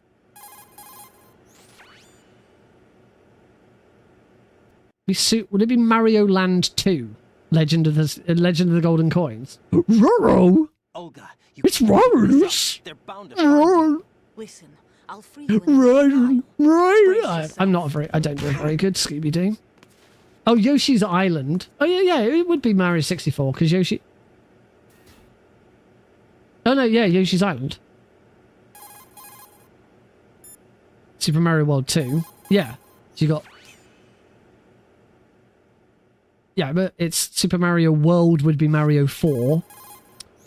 Super Mario World would be Mario 4. So Yoshi's Island would be Mario 5. Just like right now, we're playing Metal Gear 4. Or Metal Gear 5, depending on whether you count Snake's Revenge. Which we don't. Just to be clear, we don't.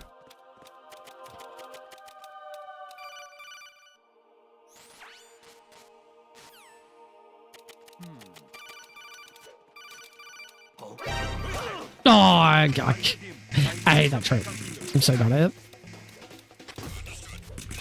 Oh, I got across. Okay, that's the important bit. As long as you can get across that ledge, that's the big time save. I lose a bit of time for not forgetting the alert, but it's not that bad. Oh yeah, Raiden's nude now, by the way, everybody. Don't freak out. Please don't freak out. Oh.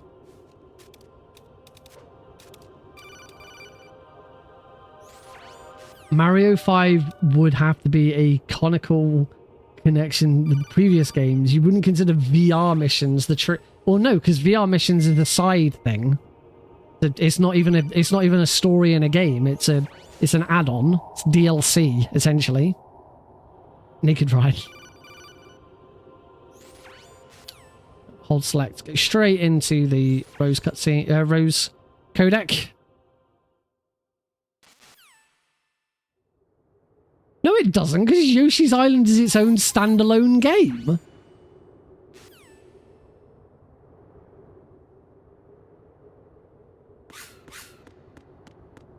Yoshi's Island does count because it's its own standalone game with a standalone story. VR Missions doesn't have a story. It's a separate game, sort of, but it doesn't contribute to the plot. Yoshi's Island does. Is it not? Does Mario really have a canon? Like, really? Are we arguing the canonical legitimacy? Canonical. Are we discussing the canonical legitimacy of Mario games? Like, there's not a through line story in Mario, unless I'm mistaken. I could be wrong. Is there a through line story in the Mario series?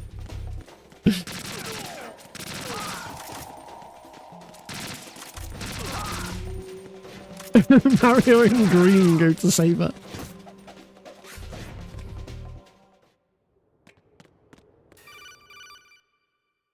Oh, so I suppose Super Mario 3D World isn't canonical then.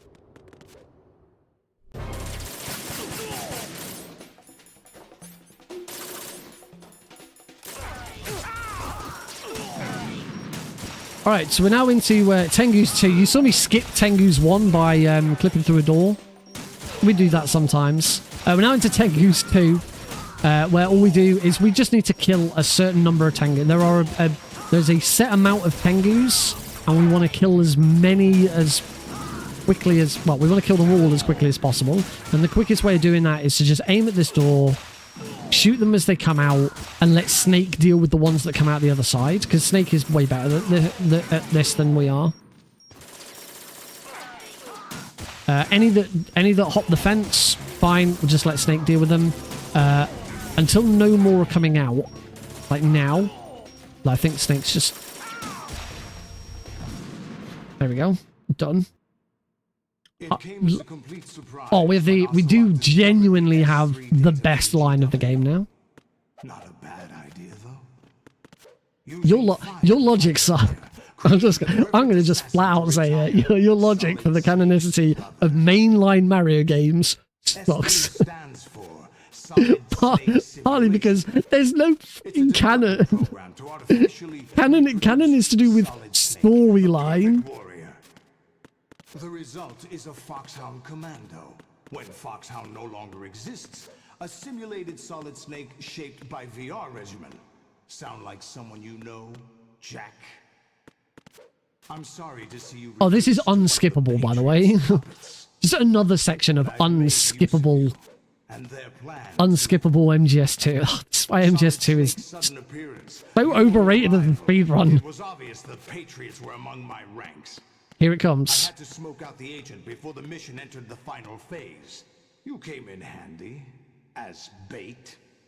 I love that line. It's such a good line. It's such a good... Why was Solidus only in one game? It was so underused. Between life and death.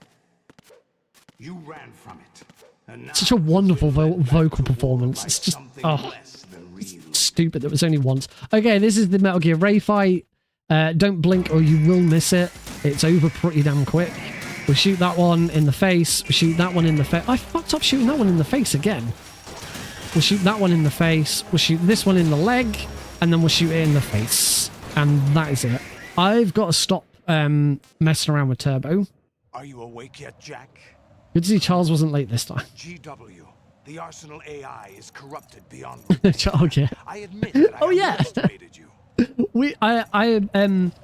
On Thursday's stream, I decided to install a mod. I say it's a mod. It's not a mod for the game. It affects the game outside the game, which allows you to change a bunch of names in the game. Like you can change your life bar name, you can change your O2 bar, you're limited to the same number of characters. So for life, I changed it to Nick because Nick fits. It's the same number of characters. And you can change the names of all 25 rays. If you're playing on European Extreme, you have, or Extreme or European Extreme, you have 25 rays to fight.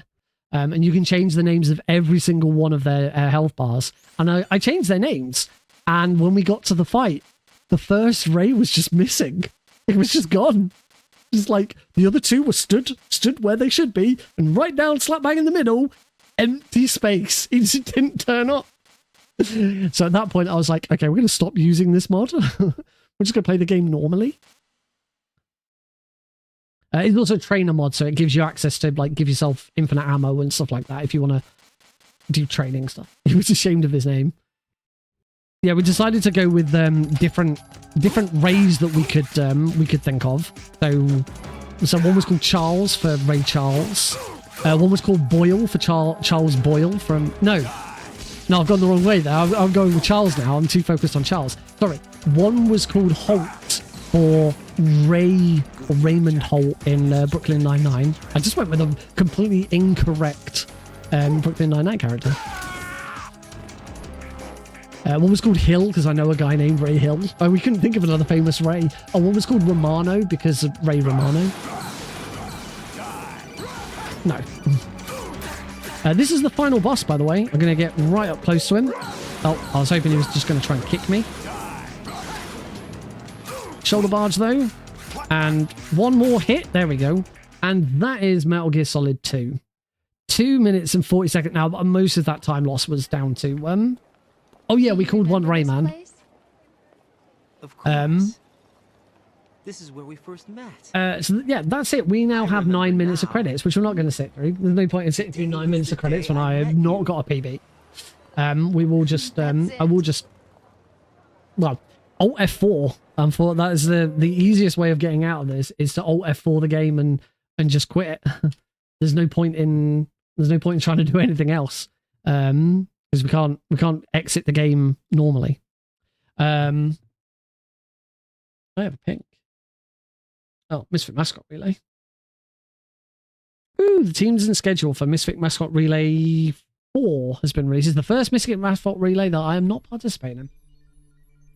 Oh, so that was an interesting first run. I've got to say, I was somewhat distracted that run by the gargantuan 651-man raid. So a huge thank you to Jaguar King for that, and a big thank you to all of the folks who have followed since the start of that.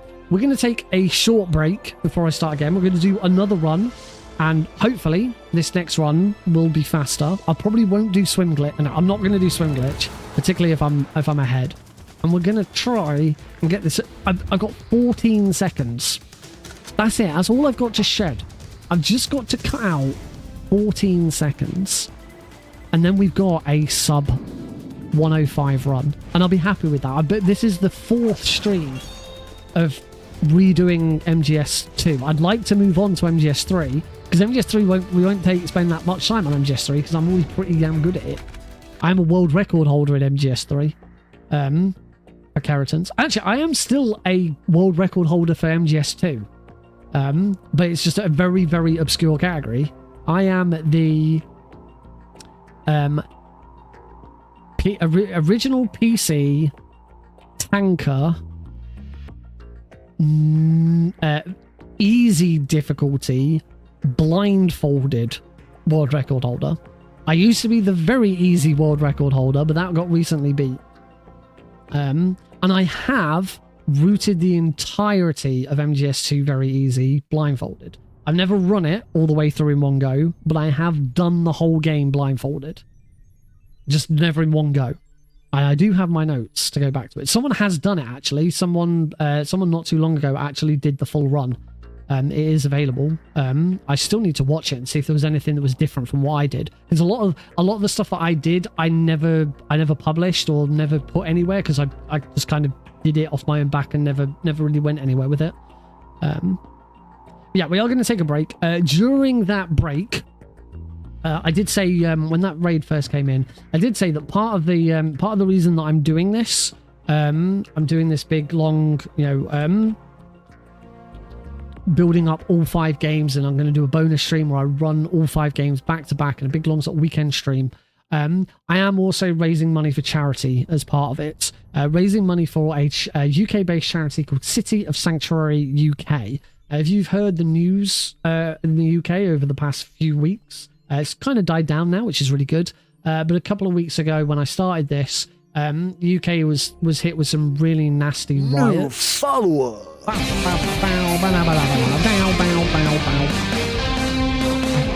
Nice little musical interlude in the middle, just to break up the nastiness of this.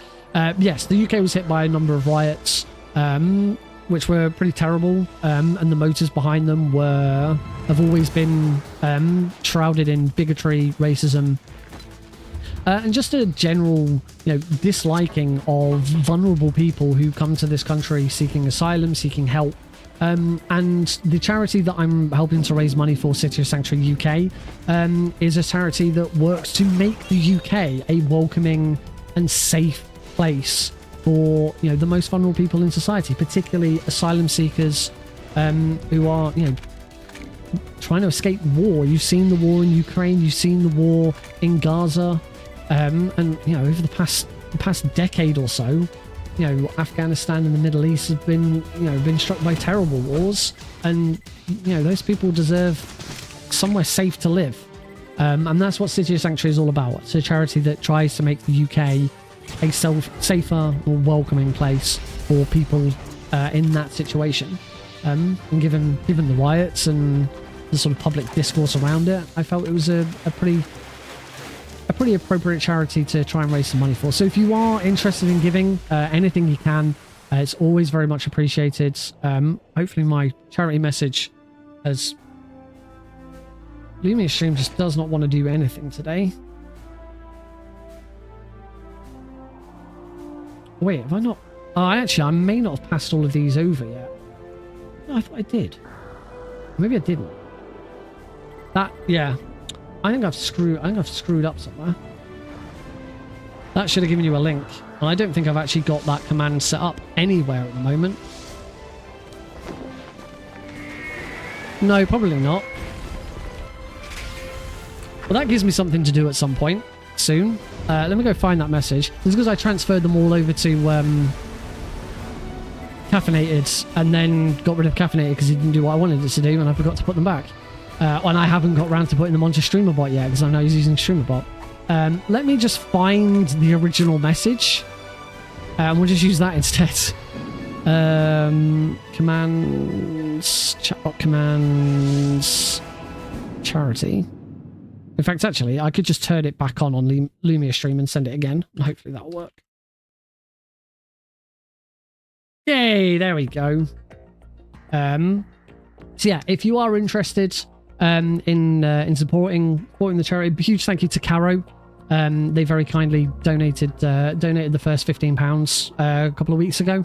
But if you are interested, even if you're just interested in checking it out, having a look to see what it's about, then yeah, the link's in the chat now for you. If you're on YouTube, there is a link in the description of the stream as well. We're going to take a short break. We'll be right back after a couple of ads, and then we're going to do run number 2. So if you've been enjoying Metal Gear Solid 2, don't go anywhere, because we're going to get started after this. Where you looking at me with your green eyes?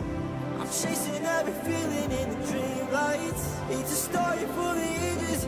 You know you take my breath away. Through the lightning, through the danger. Whoa, whoa, whoa. I can be him, I can save you. Whoa, whoa, whoa. I just wanna be that guy, you know he's gonna set you up really free. I can be the hero of the story. How we gonna live that's out of the dream, that's out of the dream.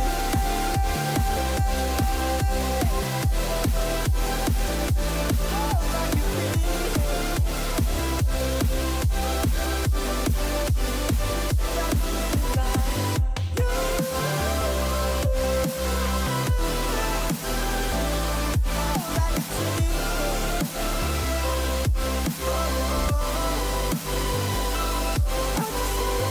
that guy, you know he's gonna set you be the hero of your story. All the kind of love that's out of a dream, out of a dream.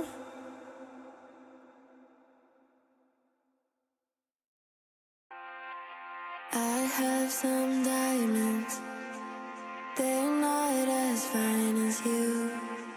You put the time in, made all my dreams come true. Now that I got you, you're the one thing I can't lose. Yeah, now that I got you. Call it what you want, say it's a fantasy. I know what it is when you're next to me. It's so incredible. Yeah, it's so incredible. Call it what you want, say it can't be true. I know what it is when I'm next to you. It's so incredible. Yeah, it's so incredible.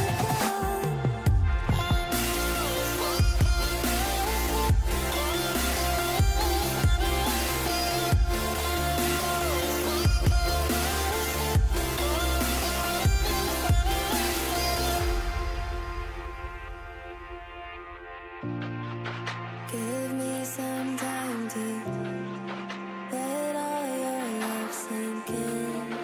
I need a moment. Can someone pinch my skin?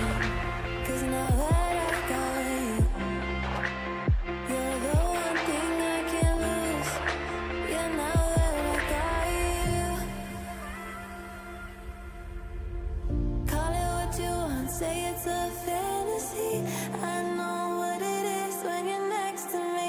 It's so incredible. Yeah, it's so incredible. Call it what you want, say it can't be true. I know what it is when I'm next to you. It's so incredible. Yeah, you're so incredible.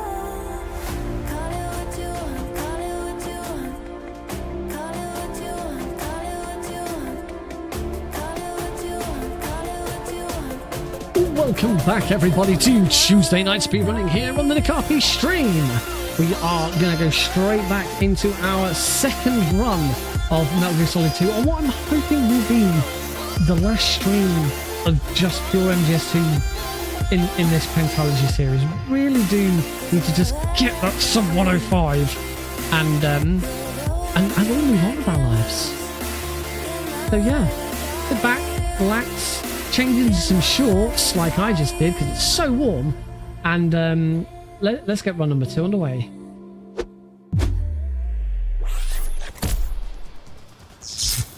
Oh, welcome back, everybody. Cheers.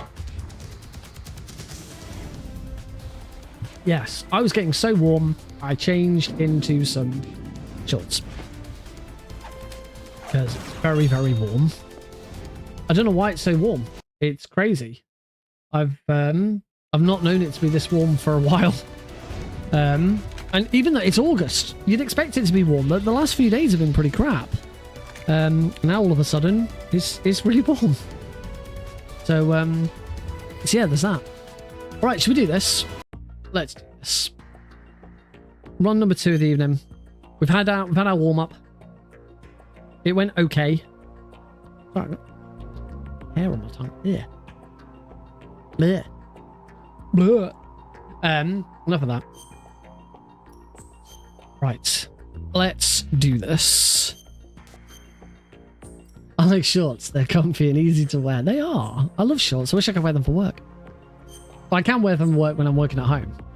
All right. We start in 3, 2, 1, go! River. 2 years. Oh. Something's not, the auto splitter hasn't started. Live splits. Again. Oh, live splits. You stupid thing. What's going on? What's happened to you? It seems to only do this with MGS2. I wonder if there's a... There's something weird with MGS2.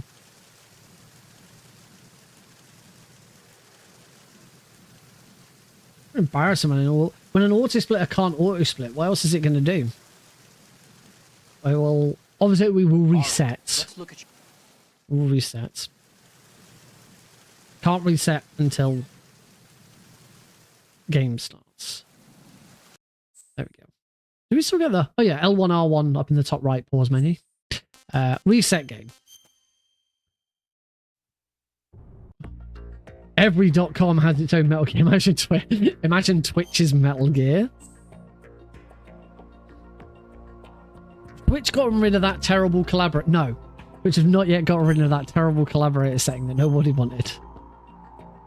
They did announce they're bringing the gift sub bundle discount to more regions. So now if you buy a big chunk of gift subs, you get a discount depending on buy a discount depending on how many subs you buy. I don't know. Maybe I should do September for the first time. I don't feel like I have a big enough audience to really warrant doing September. Also, I don't know when I do it, because the idea with the September is it isn't. I believe the idea is every time someone you start a stream and you say you're going to finish at this time, and every time someone subs, you add on more time. So the idea being is if people keep on subbing, you have to keep streaming. As a dad of a 10-month-old, that's probably not viable. All right, 3, 2, 1, go. But I could be wrong. Maybe there's a way of doing it. All right, let's look at... Snake in his sexy sunglasses. I would say instead of September, I'll do the Pentalogy Master Collection speedrun, but that's probably not going to be until October at the earliest, I would think. We're off. Deck B. I'm going to do a little roll into that cutscene so we can get through it nice and quick. Fold that guard up. And that was a terrible roll. That's why you shouldn't always be so hasty to just roll everywhere. It is faster until you mess it up. The moment you mess up, that's the thing with Raiden's aerials as well. They can be really detrimental if you get one wrong. Swing. And ignore the ration. Don't need the ration. And our first boss fight. She's gone left. One hit. 2 hits. There's a faster version of the left side, which I cannot do. I grew up on the battlefield. Conflict and victory were my parents. I think that was a headshot. Or a neck shot. No, it wasn't. Because otherwise the fight would be over. Oh well, I only need one more shot. This should be done. There we go. A little bit of time loss on Olga because she went left. B didn't quite stick the landing, but it's not a huge loss. We're okay. Ooh, can I get the drop again? Yes! 2 runs in a row, I get the drop. Beautiful.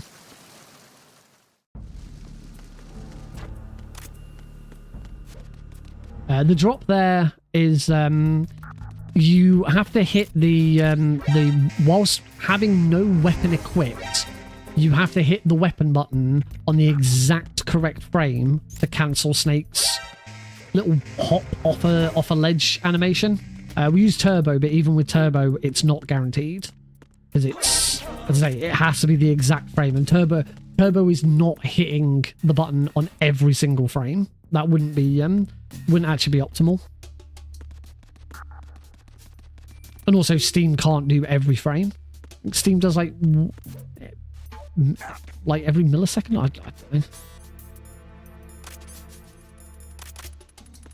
don't I'm going to use the Prozac skip to get through this door. Completely skips the engine room. So goodbye engine room. We'll move to here.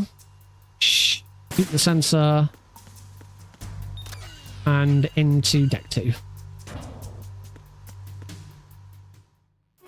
So the Prozac skip there was only discovered a couple of years ago. Probably coming up to the 2-year anniversary of it. It does also work in Twin Snakes.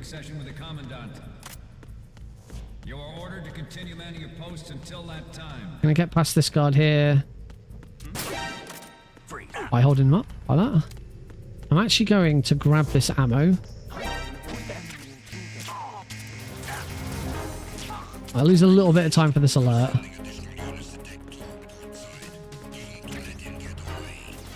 January 2023. That sounds about right.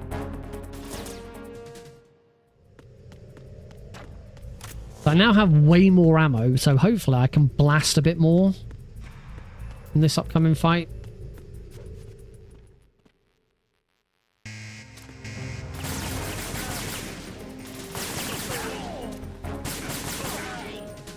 Oh! So here... Wait, that was better. See, when I can blast, I can blast.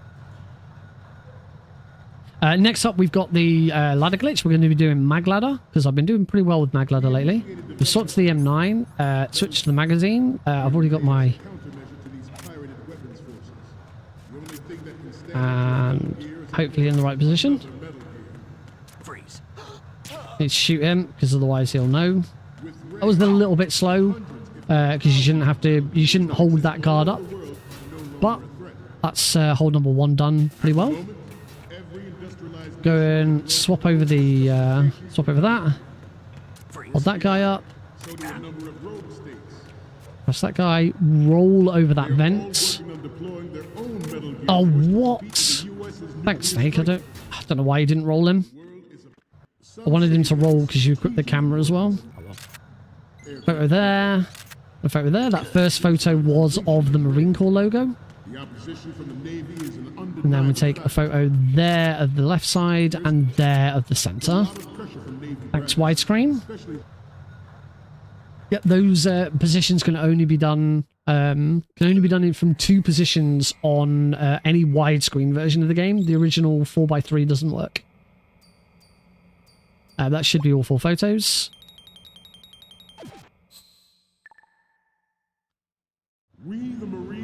Okay, so we end the tanker 2 seconds behind PB. That's not too bad. Wing.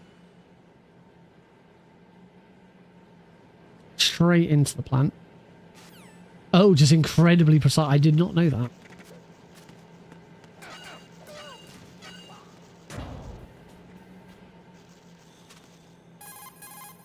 Wing.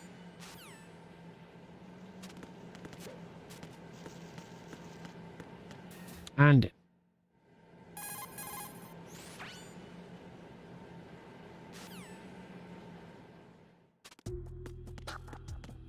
we'll go over and activate the nodes. The only time we need to activate the node. Accept all of that. Wing. And back on that. Straight into the next codec.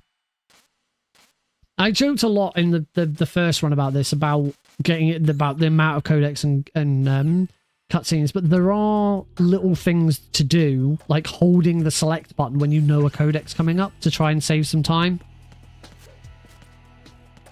So even though it's not, it's a lot of just waiting and skipping through cutscenes and things, there are still tricks that you need to do, that you need to accomplish. Grab the M9. Oh, that's cool. I still didn't exit with the M9 on my previous in the tanker. Did a very good job of that. You save a menu by making sure the M9 is on your previous as you exit the tanker.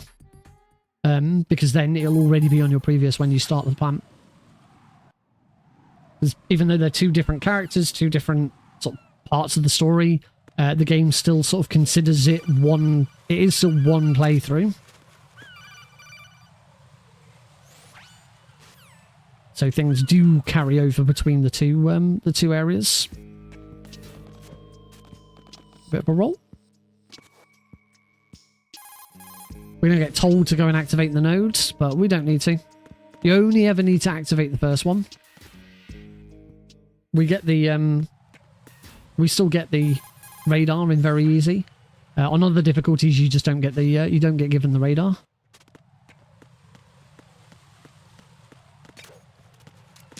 Take that guy out. Unequip my M9 again.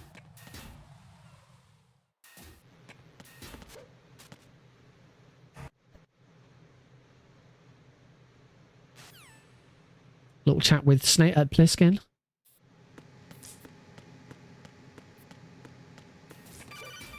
Like a little time save there, making sure that you roll into that codec call so you don't lose. You know, because if you don't roll into that codec call, Raiden will stop still, and that's a time loss. But if you roll into it whilst, you know, when you lose control of Raiden, he's still rolling and he's still moving. I'll say, even though it's a lot of codecs and cutscenes, there's still stuff to do to optimize those things. If the game's ultra widescreen, that's awesome. I'll have to try. I might try that one day just to see it. You could just open it in a window.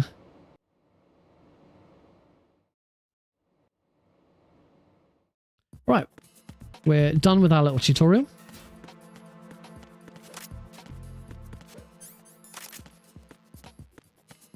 Calling out. First bomb. We do have a codec. Bing.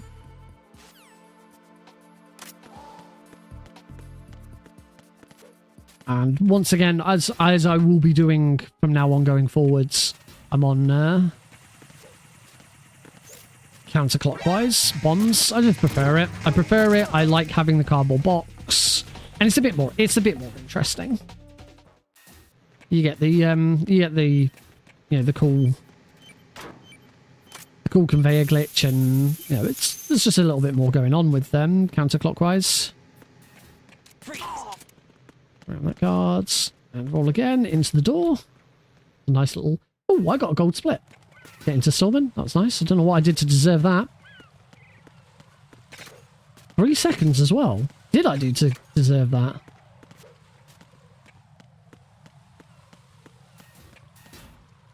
Well, you take it. We take those.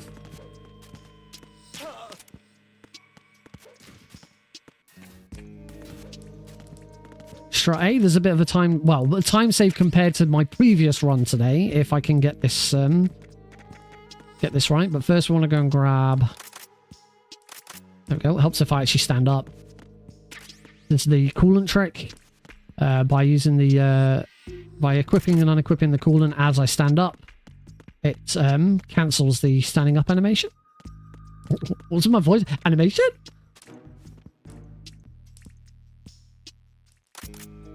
Oh.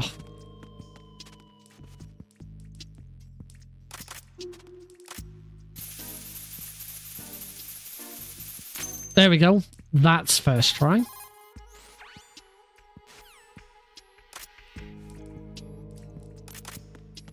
There we go. That's better. There we go. Don't know what was wrong with my coolant rises before, but they've improved in the last 5 seconds, so that's always a bonus. The connecting bridges aren't really that interesting, to be honest. I think they're probably more interesting on other difficulties.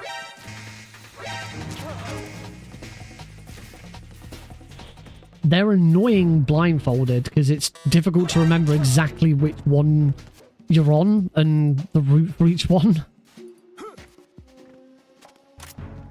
They're not exactly memorable, is my point.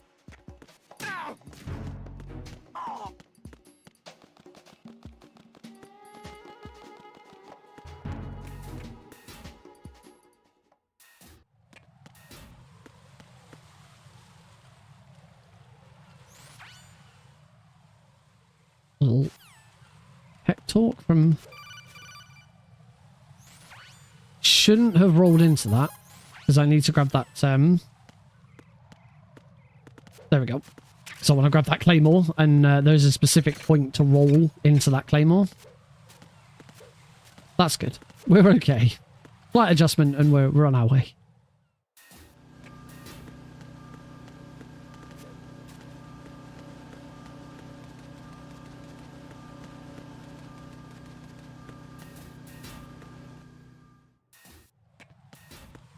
If a 24:9 aspect ratio was a significant time save, that would be horrible.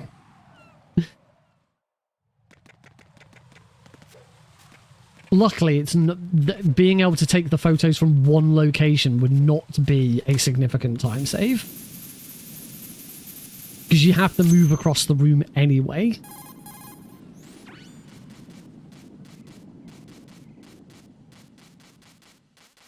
And coolant, oh, of course you can coolant rise after the claymore.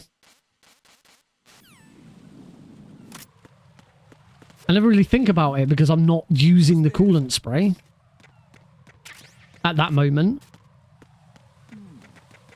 Ultra widescreen for aims.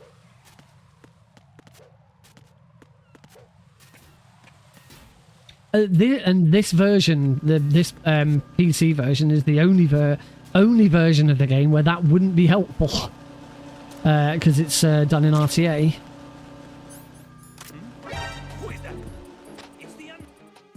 Instruct scene.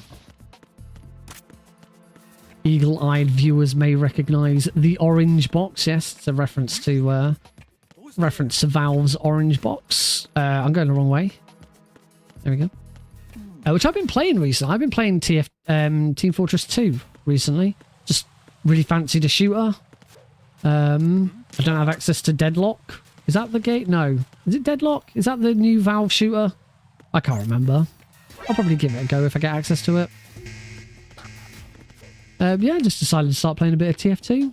I'm still bad at it, because I was never into TF2 when TF2 was really, really big. I hit the scene much later.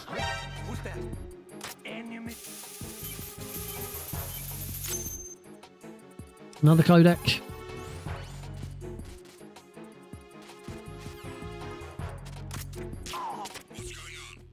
Should have rolled through that guy. Oh.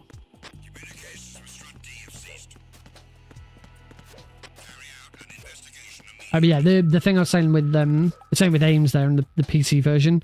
One thing that some runners will do with aims is when they first end, because if you're doing any run which is timed by IGT, which is any run except this one, except the PC version of the Master Collection, I'm pretty sure every single run in MGS2 is IGT. IGT doesn't tick whilst the game is paused, so you pause the game as you enter the room and try and sort of scan the room whilst pausing and unpausing to see if you can spot aims, so you can head straight to him. Yeah, I don't do it because I'm not a big fan of it. I'd rather just run around and try and find him.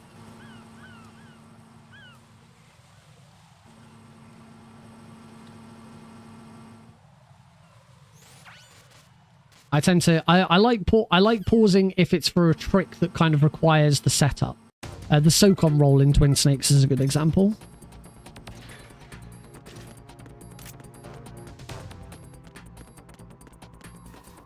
So we're going to the next bomb. I would say final bomb. That there are 4 more bombs after this one. Luckily, the final 4 bombs are all in the same location. That was not a very good distance. I need to watch a video about where to stand for that bomb. because I'm so bad at getting that. But you don't have to crouch for that bomb. But I'm just so bad at getting the right position for that bomb. We're now going to our first sort of boss fight. Last run, I kind of messed this up, and I'm not quite sure why. So crouch, turn, punch, punch, punch. Now just let fortune wail. Another gold split for reach fortune.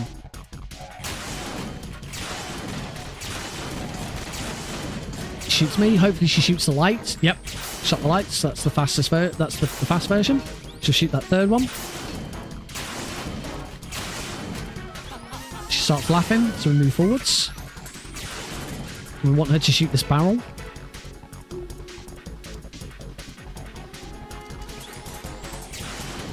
She missed.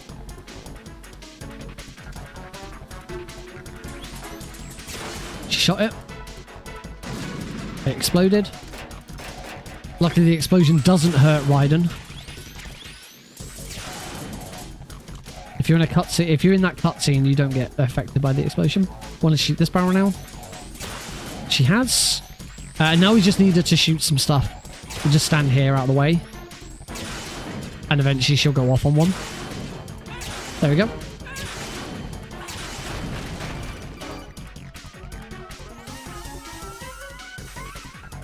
And only a tiny little bit of time loss against my best. There's always tiny little inconsistencies with that fight. Right, and next bomb. We're going to the final bomb location. There are 4 bombs in the final location, and I immediately got hit by Claymore. There's a very tight line you can take to avoid getting hit by that Claymore. I do usually, I more often than not manage to hit the line, but today apparently is not a good day for it.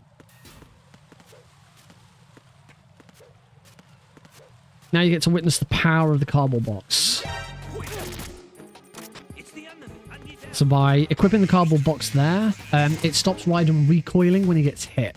We can also use it here to just cancel that guard from doing anything. He doesn't try to shoot, he just runs away.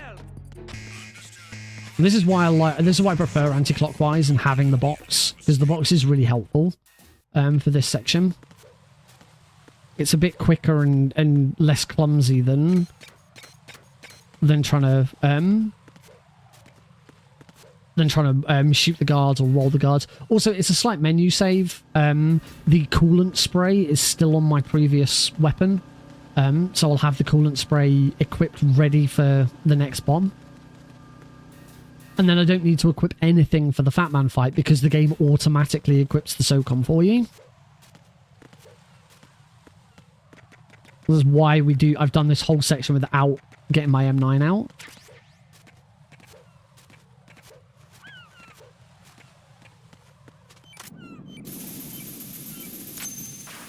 Okay, fast bomb. And Fat Man. Stand here.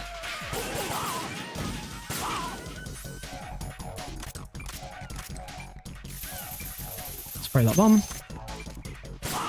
Try and get above him. Hopefully he goes... Oh no, he's around the corner. Oh, that sucks. Oh, that's a bit of a time. He did not go the way I wanted him to go. Because the final bomb's here. Oh well. Slight time. We're now in the red. Pick Fat Man up. Get him out of the way so that we can spray the last bomb. That was the last bomb.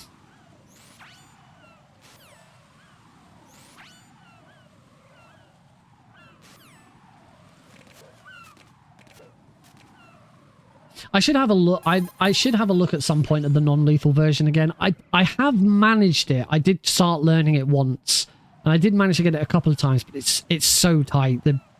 The speed at which you have to shoot him is so very, very tight. But if you pull it off, it's really cool if you pull it off. Quick BDE. So we've got a little bit of time to pull back again. That Fat Man fight, unfortunately, lost me some time because I should have ran towards him more before I did that sort of final headshot. Would have prepared him better to run down. He tends to try and roll away from you, so you want to try and get above him. So that he rolls down. It's the most optimal direction.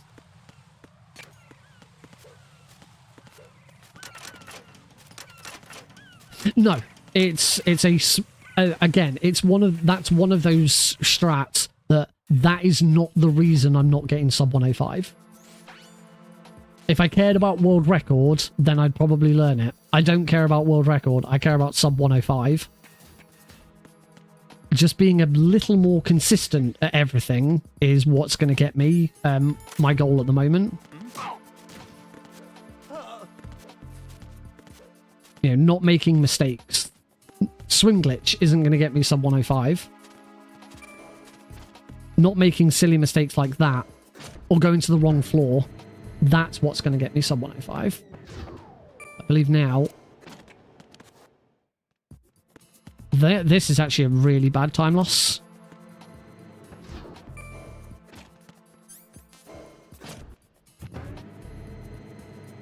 I don't know what that does for me when I go back up, actually. I forgot to use the Claymore, so I guess I'm doing the non-Claymore version of this.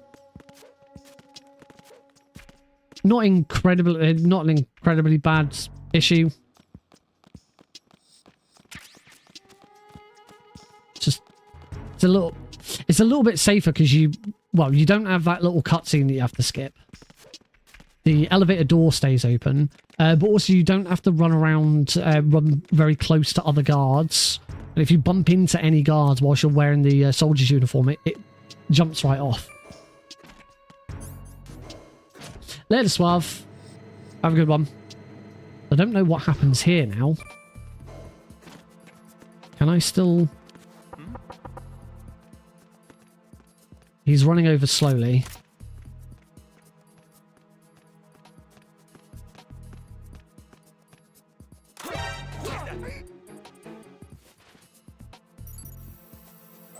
Still getting that wrong. You are cleared to enter. You are cleared to enter. Welcome to Pizza Planet. As you can see, I have now lost 9 seconds as a result of that. Now, are we on Old Beauties? Old Beauties! So, in the previous one I talked about the... There he is. In the previous one I talked about the fact that playing this slightly later has an advantage. And that is the advantage. I got the Old Beauties variant of the room, which only occurs if you enter that room after 10 PM local time. Yes, all of the hostages except for Ames are what we call Old Beauties. So that relatively fast Ames did save me a little bit of time, actually. I could be on to try and salvage this a bit.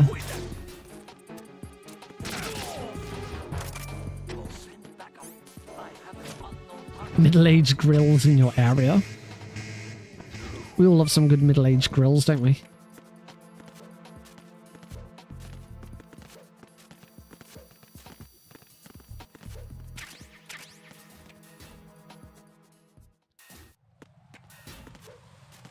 And that's where a bad roll can really screw you over.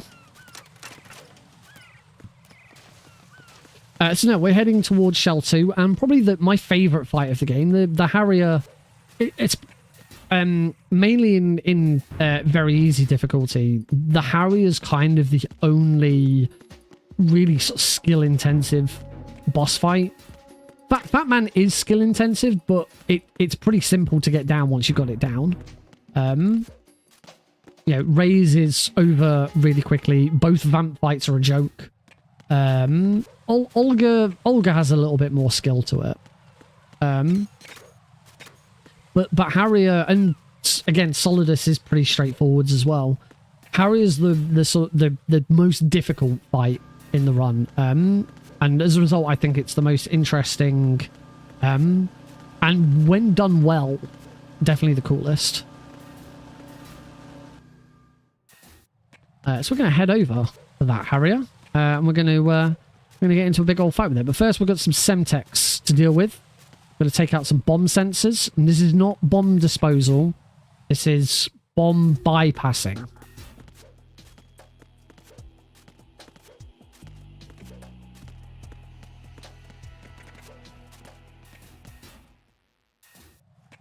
I guess as far one thing that MGS2 doesn't have in speedrunning is a sequence break. I have very minor ones like the you know, the Prozac skips, sort of sequence breaks. Shoot that one. Shoot that one. That one. Should be all of them. Chaff grenades. Right, I'm going to concentrate on this fight.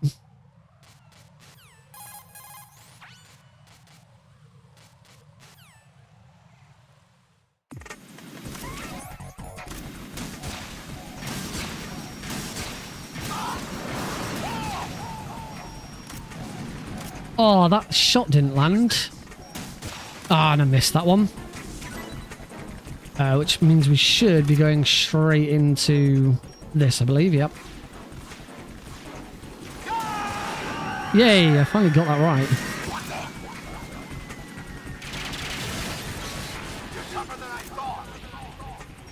You should be zooming out. What about here? I'll let you go learn its style.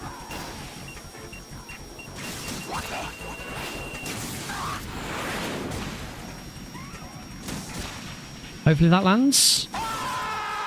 Cool. Time save. I got a gold split for reaching the Harrier as well.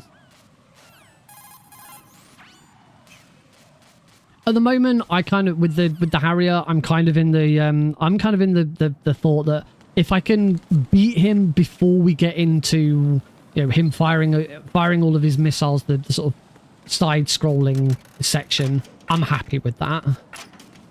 That was a decent Harrier. It's not the fastest Harrier. It could have been better, but for the sort of level I'm going for at the moment, I'll take that. Whoops.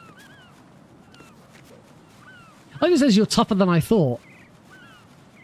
Solidus later, when talking about the fact that he's actually Raiden's adopted dad, Solidus talks about the fact that he taught Raiden everything he knew, and he was the best of the child soldiers and all of that. It's like, tougher than you thought? You thought he was, like, pretty good to begin with.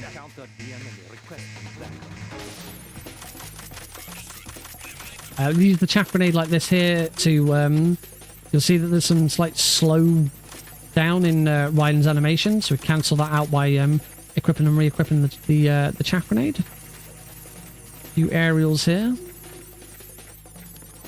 Hop. Throw the chaff grenade. I completely forgot about that last one. Make our way into Shell 2. The disappointment of Shell 2.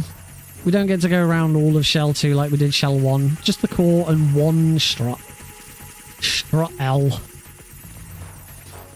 And there's not even that much to Strut L. I think it's rougher than the rest of it.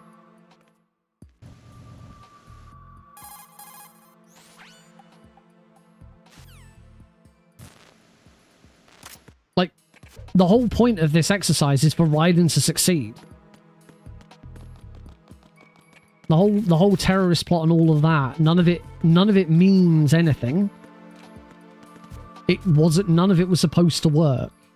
The whole point of the entire story behind this game, spoiler alert for a really old game, by the way, the whole point of this exercise is to put Raiden through essentially a simulation of Shadow Moses, his own version of Shadow Moses, in order to produce the perfect soldier. To turn Raiden into Solid Snake.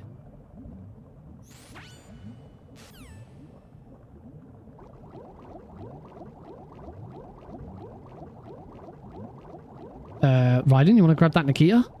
Thank you. That's a time loss. Warning. Oh, man. Incoming 266 viewer raid from Punchy. Punchy, thank you very much for the raid. Welcome, raiders. That's two big raids in one day.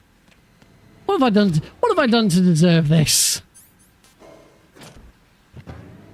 The S3 plan was all to give Jack a participation trophy. That is as good an explanation as any. Welcome everybody, and thank you very much, Punchy, for the raid. You're currently watching, as you can probably tell, a run of Metal Gear Solid 2 on the Master Collection, all because I am working my way through the Master Collection once again of these speedruns to relearn them, practice, and eventually I'm going to run all 5 games back to back. So yeah, welcome. Take off your shoes, sit down, and enjoy yourselves. I'm going to turn my light back on. New follower. New follower.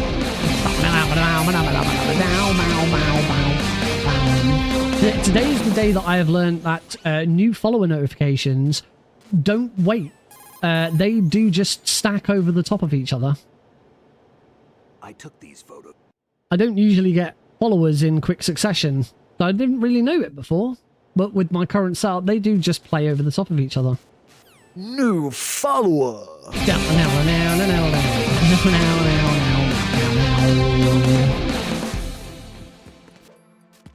two guitar riffs.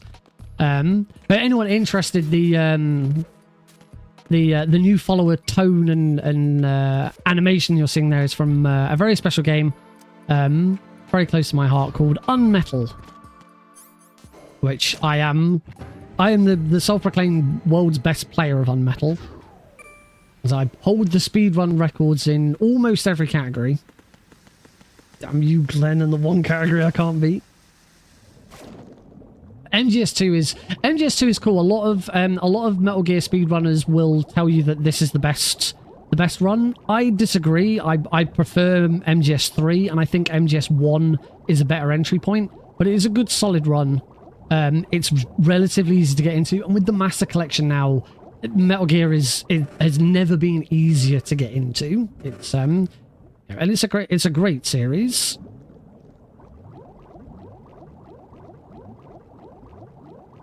So I'm going to go for a swim. I did not do swim glitch this time round because I am only 75 hundredth of a second behind PB at the moment, and swim glitch will probably not save that. We're gonna fight Vamp for the first time.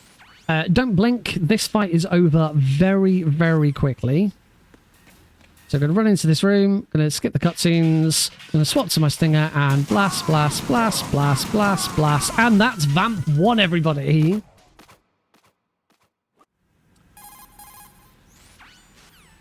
And if you thought that was fast, don't worry. We've got a second fight against Vamp, which is even faster a little bit later on. Continuing on with our swimming journey.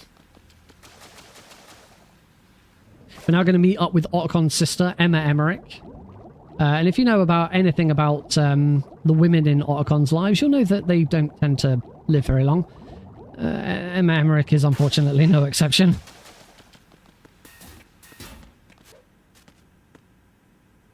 Let's meet up with Emma. Voiced by the lovely Jennifer Hale. And I don't know whether it was a deliberate decision because of the women in Otacon's life. Jennifer Hale is also the voice of Naomi Campbell. Sorry, Naomi Hunter. I always say Campbell. There's a British athlete, a very famous British athlete called Naomi Campbell, and I quite often say Naomi Campbell when I'm thinking of Naomi Hunter. Yeah, Jennifer Hale voiced Otacon's sister in MGS2, and then reprised her role as became Otacon's lover in MGS4 with Naomi Hunter. It's kind of, I feel like there's a deliberate, that's a deliberate casting decision to make, all of the women in Otacon's lives who ultimately suffer from an untimely death sound similar. The Colonel has a mother kid. Follower.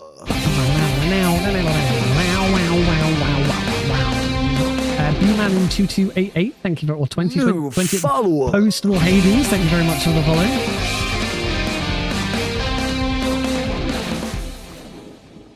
Right, now we have to swim back with Emma on our backs. As a true gentleman, we will be completely ignoring Emma's vital signs. Follower.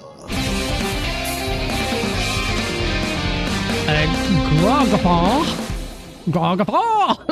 That's a great name. Thank you very much for the follow. So yes, Emma is now running out of oxygen, but we're just going to keep going. She's slowly going to lose her health.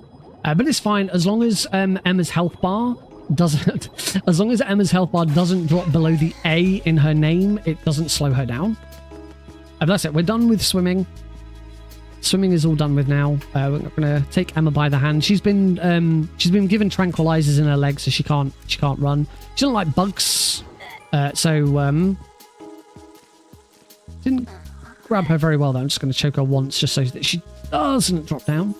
She doesn't like bugs. You're supposed to spray the bugs with coolant to make them go away. But it's quicker to just choke her and pull her over. Raiden doesn't treat the women in his life very well. Ocon has a lot of love for his. Raiden, doesn't do very nice things. You should see what he does to Mistral in Revengeance. And then this guard we're just going to very brutally take out. Because it's just the quickest way of dealing with him. And we've got another guard. This guard luckily is on a very local patrol. He doesn't start moving until you get up to the top of the stairs. So we can just stroll right past him. Completely oblivious. Gonna go on his merry way. We're gonna go on our merry way. There's no need. Canonically scared of kisses blown his way.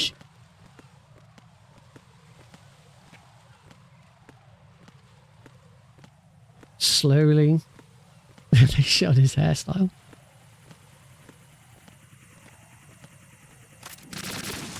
Take out that.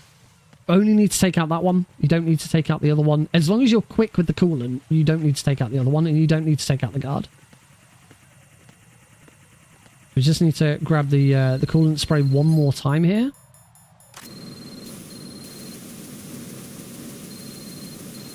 See the black plumes of smoke. There we go. That's the fire put out.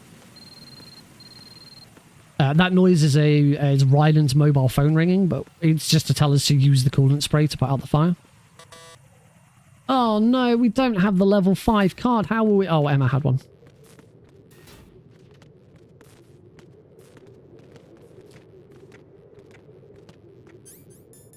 Back to the OK. Take those two guards out nice and quickly.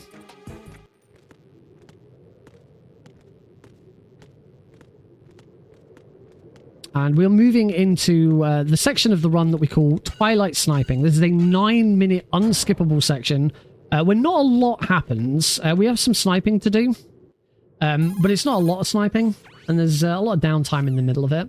But it does have arguably one of the nicest music tracks in the game. It's just called Twilight Sniping. So, feel free to just sit back, relax, and have a bit of a jam.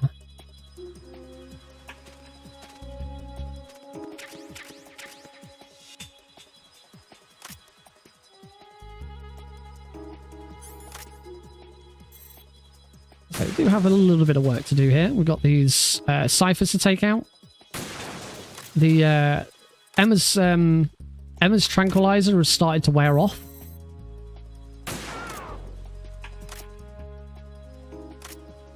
So she's somewhat able to walk slowly. Take out this one. We should get a call from Snake now to let us know that he's in position. An oral journey. That sounds better than a 9-minute section of just sniping. Join me on an oral journey. So we're going to have a guard come out here.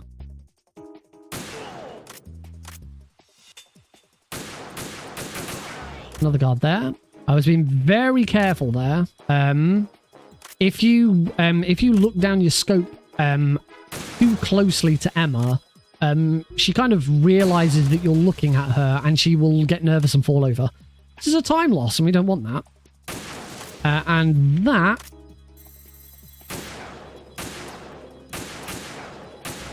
There we go. Is it for a little while. Emma's going to go around... She always goes around the back of the little oil rigs, or whatever these things are. Snake's just over here, chilling out. There he is. Hey, Snake. With your shades. We won't shoot him because he shoots you back. If you whip out the D mic at this point, which I'm not going to do because that'd be a time loss. There's two little Easter eggs with the D mic here. If you point it at Snake, Snake will make some. He'll say some generic stuff like "all right, it's good," stuff like that. But at one point, he will say, "I wonder if I need Arlecon's permission before I ask her out." But then the other one, whilst Emma is going around the back of this strut, if you whip out the D mic and aim at it, you'll discover that she runs into Johnny Sasaki, who is, if you know Metal Gear Solid 1, he was the guard that... He's that guy. Thank you, Cosmic Baronid. That was very well timed. He is the guard. He guards the prison in MGS1. He's the one who Meryl kicks the crap out of and steals his clothes. He's guarding you in the prison when you're in the torture section, and he returns twice in MGS2. You can only ever hear him. He's behind here, and also when you're talking to Ames, there's a section where you listen in on a conversation between Solidus and Ocelot. Oh, guards back. If you move over to the left-hand side of that room, there's another door, and in that door, behind that door, unknowingly, is a toilet, and Johnny is on the toilet suffering from diarrhea, because that's Johnny's whole shtick. If you play Metal Gear Solid 4, Johnny makes a reappearance as as one of the main characters of MGS4, and ends up marrying Meryl by the end of the game. Spoiler alert for a really old Metal Gear Solid game. Yes, no character in the entire Metal Gear series has had more of a glow up than Johnny Sasaki. Oh, and in MGS4 he takes off his mask and he's gorgeous. He's gorgeous. To call him by his steak Bentley given nickname, Shit My Pants Sasaki. That is quite apt. It's quite apt. Now, as we are just... Oh, also, you shouldn't... if you're speedrunning this, you shouldn't use the D mic to listen in on the Johnny Sasaki conversation, because it does slow Emma down. Whilst we're waiting for Emma to just get towards Snake, it would be remiss of me not to mention that this series that I'm doing, as I said before, I'm re-practicing derusting the 5 different games in the Metal Gear series. Metal Gear 2 Solid Snake, Metal Gear Solid 2 Sons of Liberty, which is what I'm playing right now, and Metal Gear Solid 3 Snake Eater. Snake Eater shouldn't need as much time. I have a lot more experience in Snake Eater.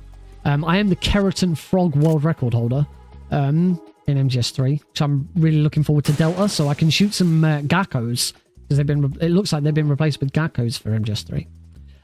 But as part of this series, eventually I'm going to run all 5 back-to-back in a big, long bonus stream.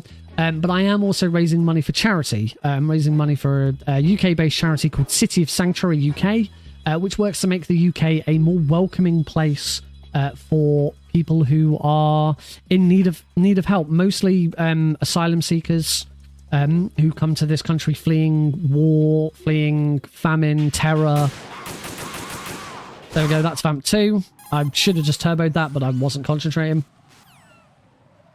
So yeah, if anything, if you'd like to donate, type !charity into the chat. That will give you a link to the Just Giving page. Anything you can do to help would be most appreciated. Obviously, it will all sort of we'll push. I'll be pushing that a lot more when it actually comes to the big 5-man, big long stream, because I'll be doing a lot more advertising around it by that point. I used to do a 24-hour charity stream once a year. Hey Alexi. 24-hour charity live stream once a year. But ever since I became a dad, I kind of had to put that by the wayside. I need my SOCOM out to shoot this other... There we go. Yep, don't worry, I noticed. How are we doing for time? I am 12 seconds ahead coming out of Vamp. Which isn't a big surprise, actually. The Twilight sniping there was perfect. Emma didn't fall over, and she didn't get into any other problems, which was a time save against my PB. We have a save boss here, which I'll remember to avoid. And now we start with some of the unskippable dialogue sections.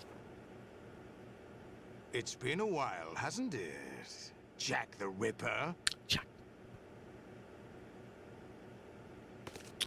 And if you've never seen MGS2 before, but you have played MGS1 and you're thinking, isn't this the torture room from MGS1 in Shadow Moses? It's not, but it's made to look like it. High concentration of cerebral implants. Have they altered your memory too?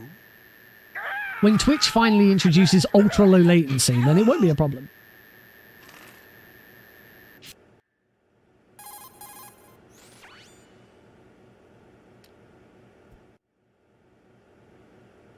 Yeah, that would have been a really nasty... This is going pretty well, this run. That would have been a really nasty way to lose it. Listen, I'll free you in a little while. Brace yourself. Oh, and if you didn't already know, we're currently naked. So just be aware of that. You, whilst naked, call our girlfriend. Yeah. Give Rose a call. Because the call with Rose there is what triggers getting off of the torture rack. But realizes he's naked. We're not gonna run around in the nude for a bit. Days of 50-second latency. Would be nice not to. Is there somebody there? It's like poetry rhymes. Right, I'm gonna deliberately not try and get the roll here, because I'm really bad at it. And by doing that, that is a better time save than if I had not just punched that guard. You can avoid getting alert from that guard if you perfectly roll into him. Now in the creepy ascending colon section, you just have to wait for some codec calls to come in and answer them quickly. After the next one, the radar's going to turn into a lovely Chinese lady. Or lovely Japanese lady. I assume she's Japanese. This is a Japanese game after all. Disappears. We've got one more. And then I can answer the next one immediately. There we go. That gets through that section nice and quickly.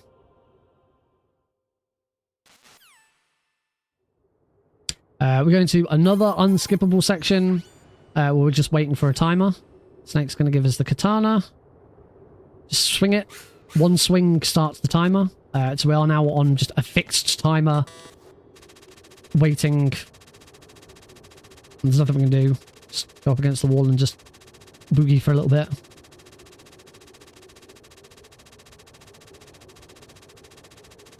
Yeah. Switch to non-lethal. Wahey!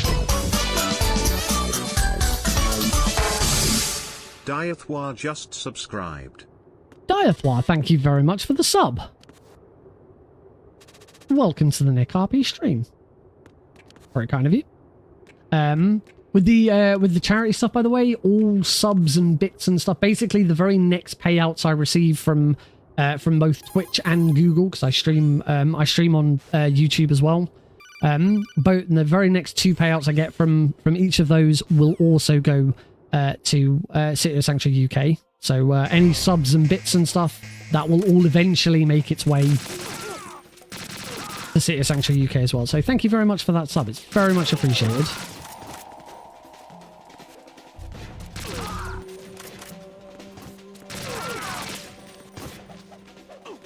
We do a quick... oh, I didn't even change to the... I didn't even change to the SOCOM for that. You should change to the SOCOM.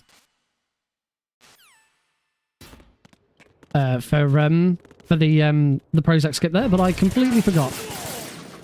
We now want to switch to the Stinger, and all we want to... In this section, all we're doing is trying to kill every Tengu. So we want to kill the Tengus as fast as possible, and the easiest way of doing that is to wait for them to spawn through this door. And try and shoot them before they jump. And any that we miss, or any that come out the other door, Snake will just deal with. Snake deals with them very, very quickly. We deal, of course, with the FISSION males.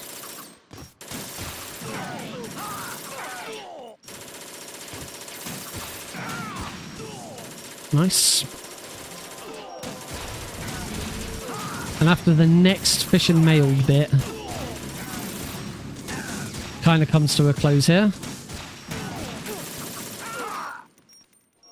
There we go. And you can see the alerts wearing off. Nice.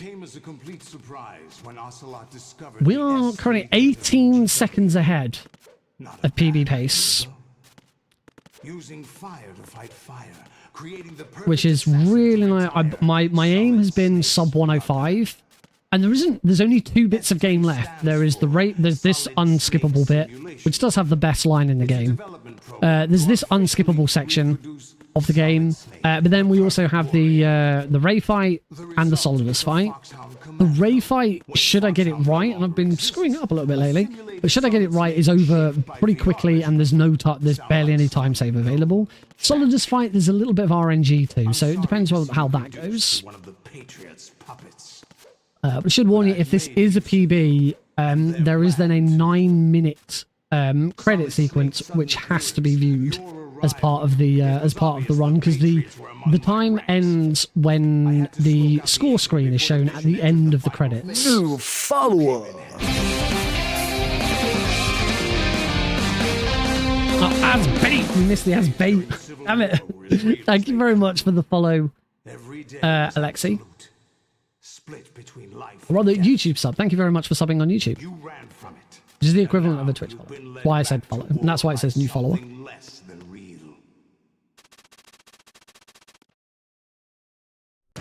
Okay, we want the stinger. I'm going to shoot that guy in the face. I'm going to shoot that guy in the face. I'm going to move out of the way because he's going to jump. I'm going to shoot him in the leg and shoot him in the face. And that's the raise fight.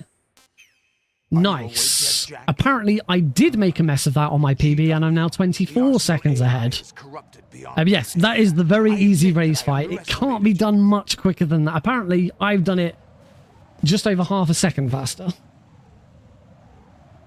I'll squeeze the answers out of you instead, my son. There's a lot of waiting around and not a lot happening during this section of the game.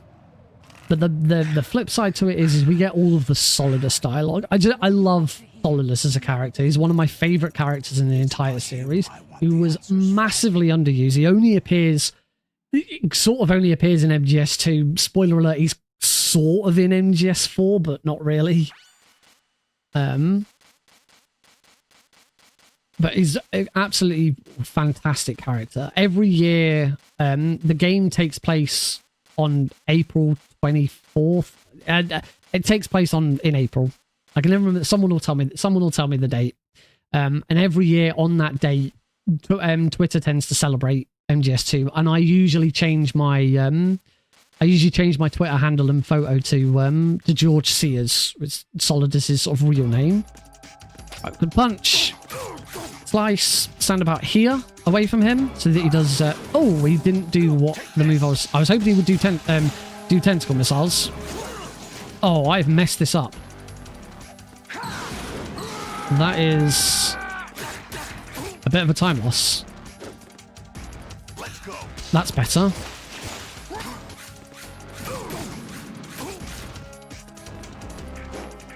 Not in a very good position here.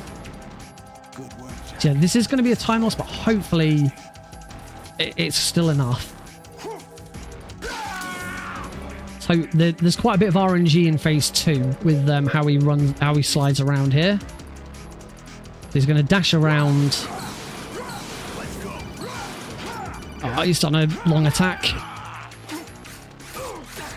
What I could really do with him now is not dashing and just kicking me. Nice. And done.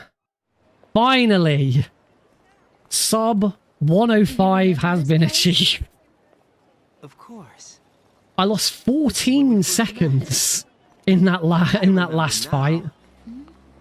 So already I can see where, you know, I can start to see where a sub 104 would come from. That's it.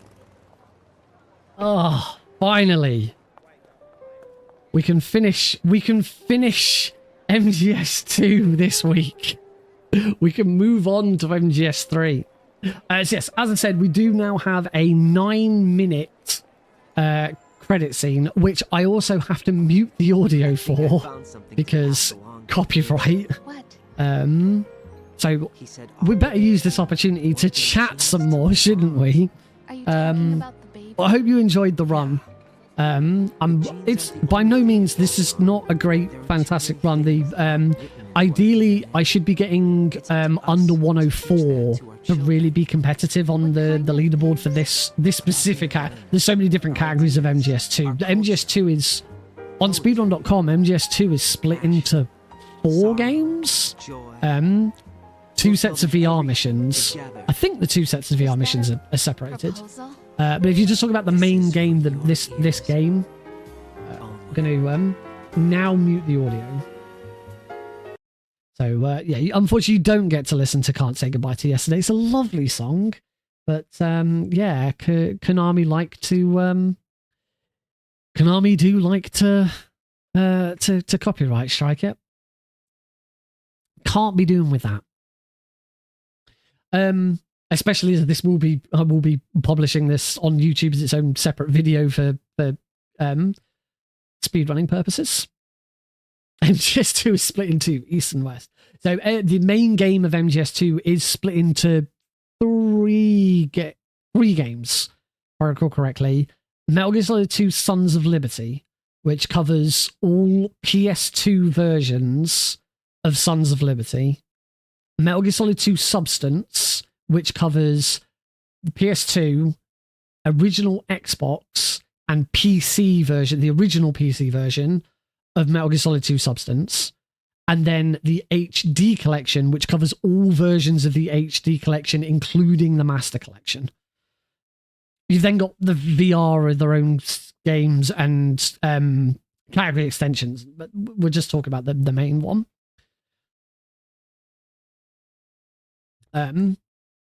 Yeah, that's the nice thing about MGS. MGS2 has always been a very accessible game in the series. It's only really MGS3 for the longest time until we got the Master Collection. That was kind of difficult to get hold of. Now the sort of holy grail of getting an accessible version is MGS4, and you know, we're kind of hoping that Master Collection Volume 2 focuses on MGS4 because it's the one that really needs taken away. Apart from the PSP games, I think it's the only game in the series that's stuck to one platform. If you don't include the fact the PSP games can also be played on Vita natively, so I suppose there's that. Armstreng. What's Armstreng? I've never heard of Armstreng. That got something to do with doing pull-ups to improve your grip meter? I'm going to keep doing this. This isn't even how you would. It's more of a slow, but just this feels nice. This feels nice to me. It feels right.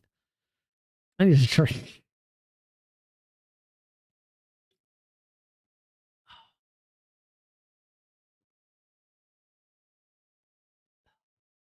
It's always nice to get a raid when you're on a PB. Lovely, lovely feeling. So thank you, Punchy. Very kind of you. Armstrong is when you have to get to grip 3, level 3 grip ASAP. It was exactly what I thought it was. Which is the quickest way of doing it? Is it doing 300 of these, or is it dropping and grabbing and climbing back up? Because there's two ways to increase your grip meter. When you hang off the edge, either a snake, this works for both Snake and Raiden. If you hold L2 and R2 at the same time, Snake and Raiden will pull up, and then when you let go, they'll pull back down, and you keep doing it. If you do that 100 times, your grip meter is increased. It's not 300 times, 200 times. You start at level 1. After 100, you get to grip level 2. After 200, you get to grip level 3. But the other way of increasing it is to drop down Variety 3 in VR.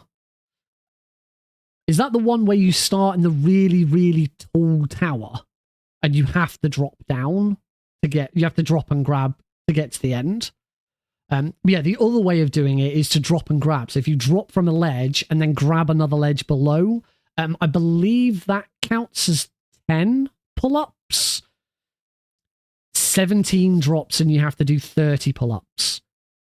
Yes, that is correct. 10 a single drop and grab is worth 10 pull-ups. And that's how you get to grip level 3. To be honest, the grip level is kind of useless in the game. You never really need to be holding on that long. It's more important in VR, the specific VR mission Variety 3. That VR mission kind of does rely on dropping and grabbing and increasing. But that's it. You never really need it in the main game. It's not important. You'll never be hanging. You'll never be hanging around for that long.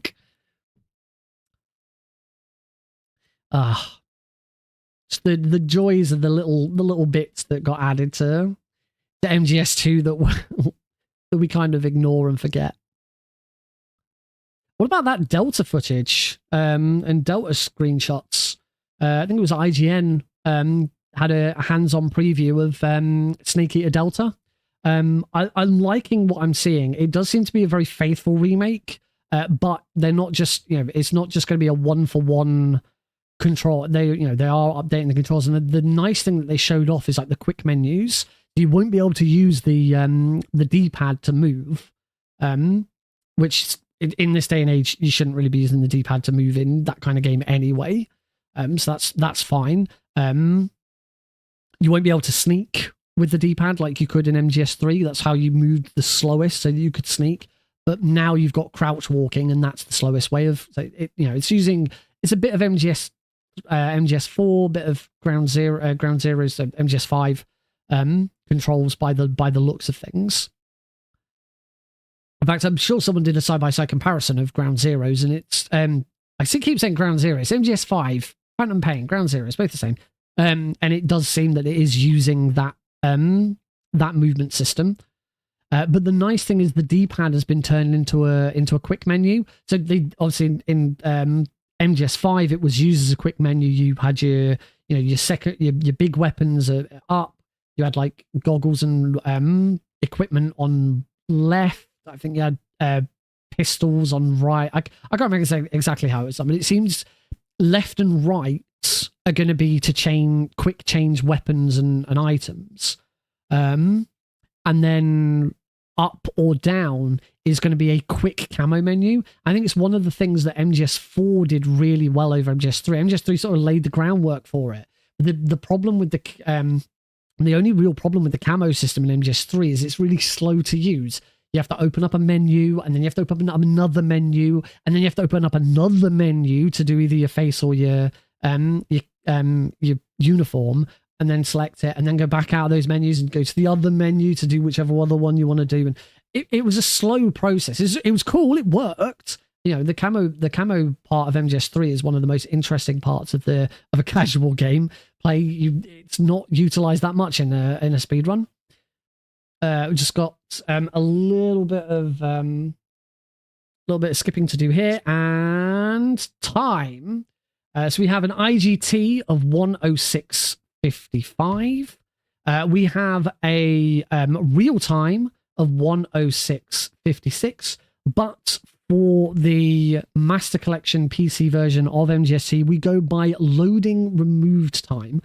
This means that all versions, all PC runs of the Master Collection utilize the same thing. It doesn't matter how long your loading times are. It all counts. It's all the same. It's a final time of 1 hour, 4 minutes, and 52 seconds. We have a sub 105, everybody. Woohoo! It took a while, but we got there in the end. Wonderful. Well, If you have been watching this run if you've been watching the VOD of this on YouTube, thank you very much for watching. Because I will have put this on YouTube and submitted it to speedrun.com. I don't have a run of this specific category on speedrun.com at the moment, so this will finally be my submission. It's not overly competitive. I think this is 5th place. Top 4 are all under 104. That would be the next big thing to hit. But for what I'm trying to do, I'm not going to push it forever because I want to get on with the rest of the games in the series. So yeah, thank you all. Thank you very much for watching. If you're watching the VODs, please go check out any of my other videos on the channel. There'll be one there on the screen, hopefully now for you to watch. If you'd like to go check them out. And yeah, I'll see you in the next run.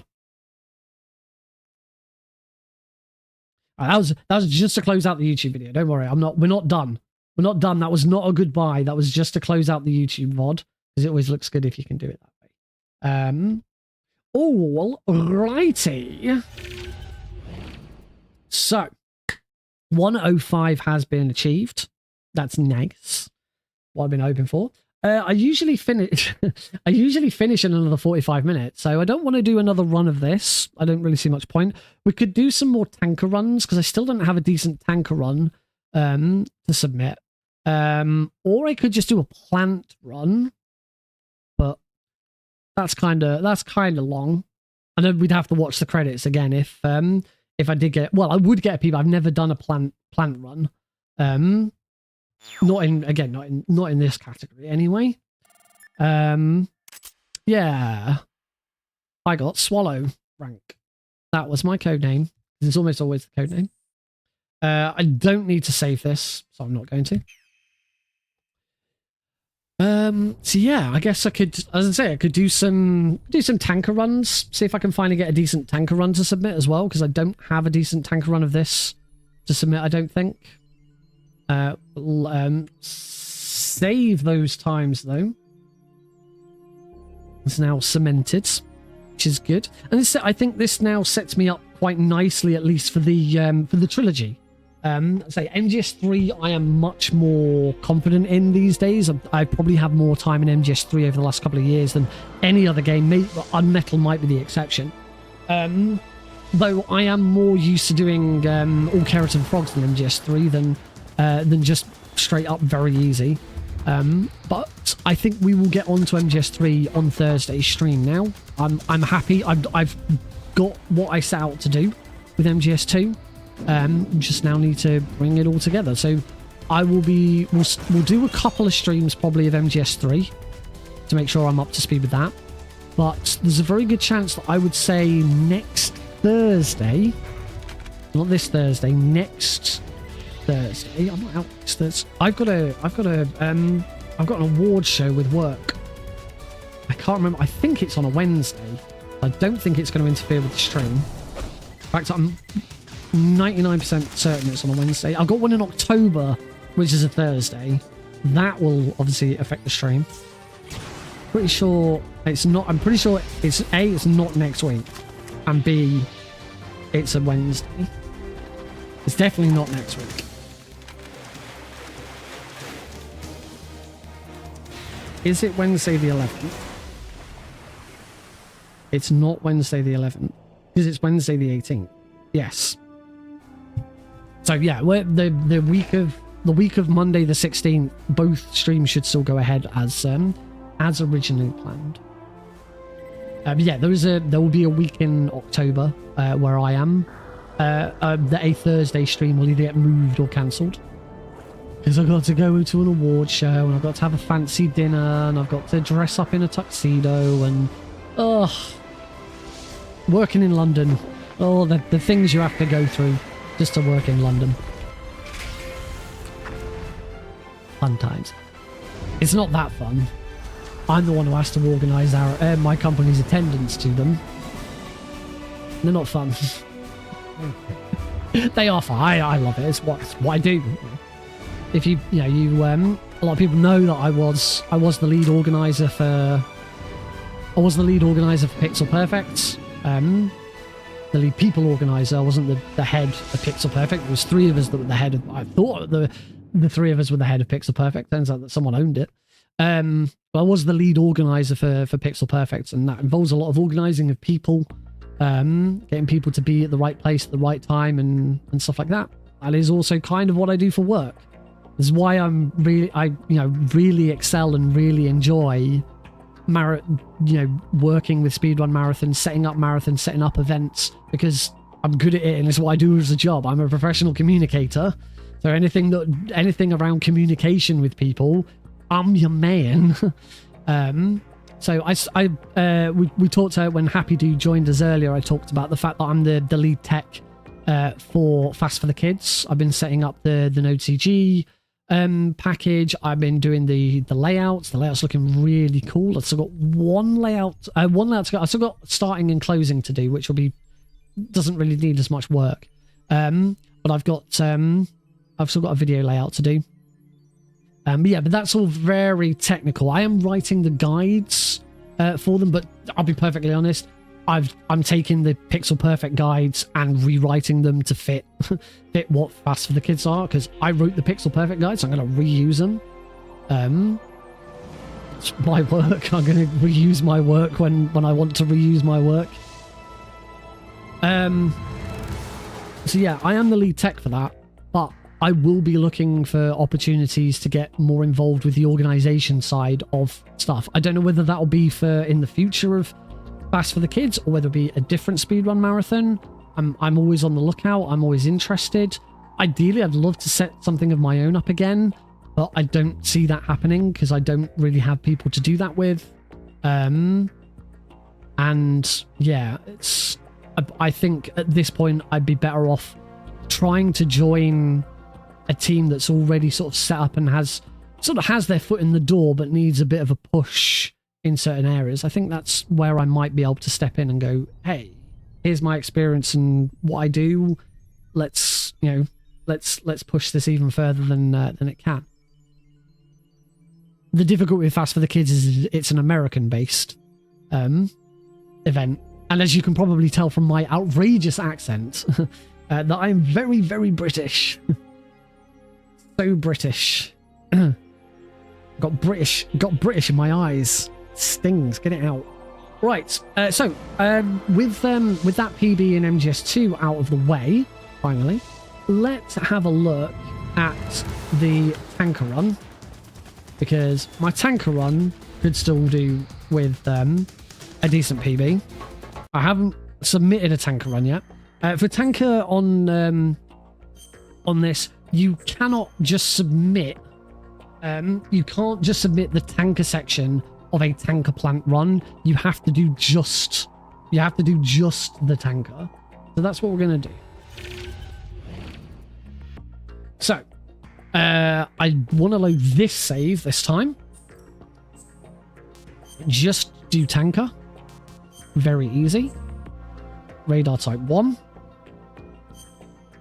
And we start in 3, 2, 1, go. Cool. Time is working. Exactly the same as what I did in the plant, in the tanker plant run, but it's just the tanker. And ideally, I think I'm looking for sub 5 minutes. I can't remember exactly.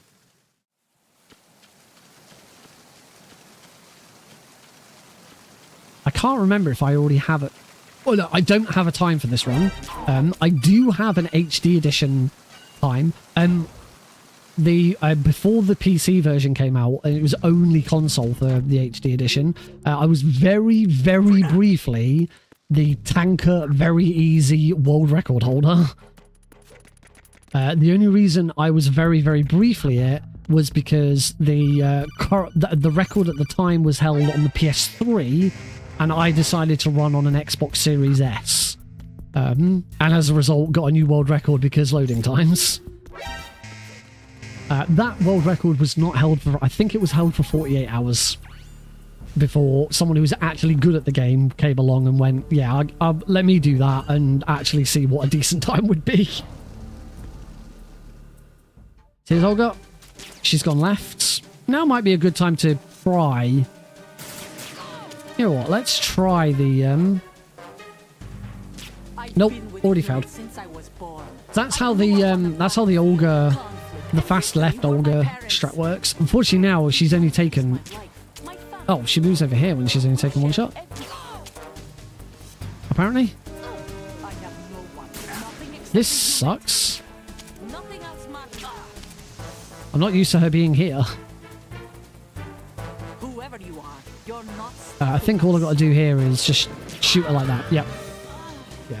That's a bit of a time loss. Not great. Ew.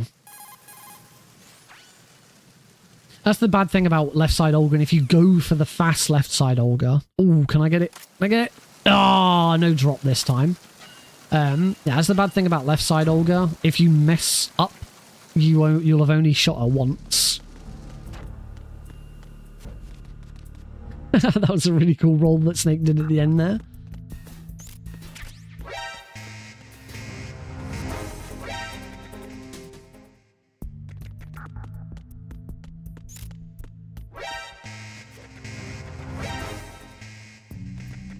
Unfortunately, one thing that I won't be able to do with the HD edition of the game, so the Master Collection, is would not be able to run it blindfolded.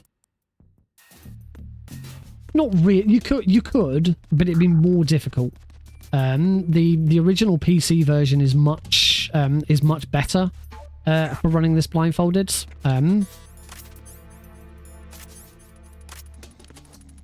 Prozac skip. Skip the engine room. Yeah, the original PC version would be much better for this. I think, actually, I don't know what extra options there are for this. The main thing with the PC version, the original PC version, is you can mute the music.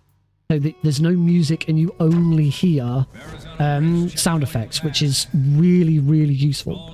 If you listen carefully, you can hear Snake's footsteps. You hear Raiden's footsteps as well, and that makes this game really good for blindfolded speedrunning.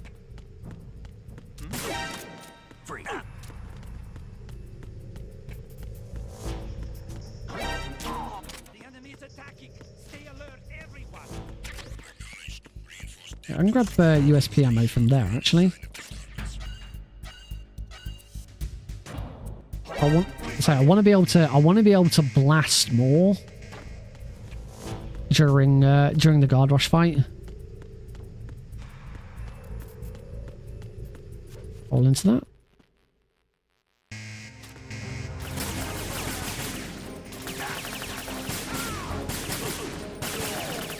Oh, I didn't manage to shoot that guy. I have to wait for him to come back out.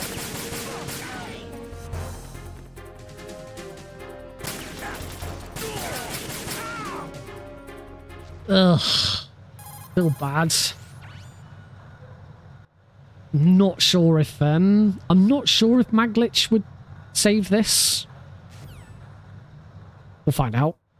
We initiated development of Metal Gear Ray as a countermeasure to these pirated weapons forces. The only thing that nope, it won't, because I have already fucked it up. That is the end of that run. With Ray, the hundreds, if not thousands, of Metal Gears that exist all over the world are no longer a threat. The blind rush to there we go. operation will be contained.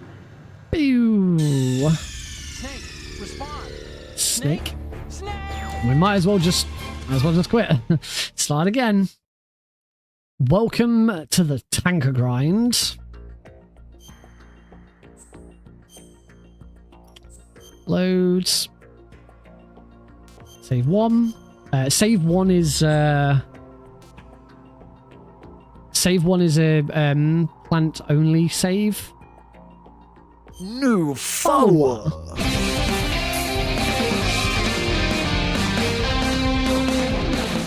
Princess Linky, thank you very much for the follow.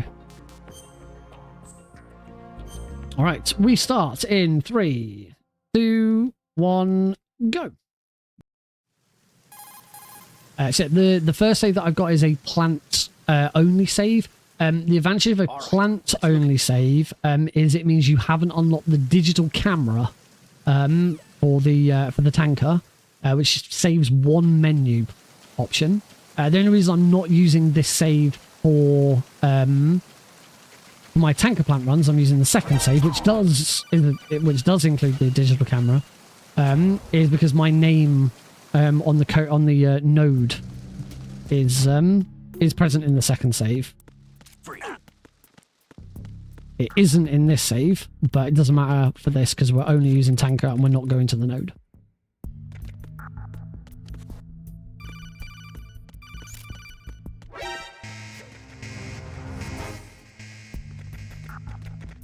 Hectic.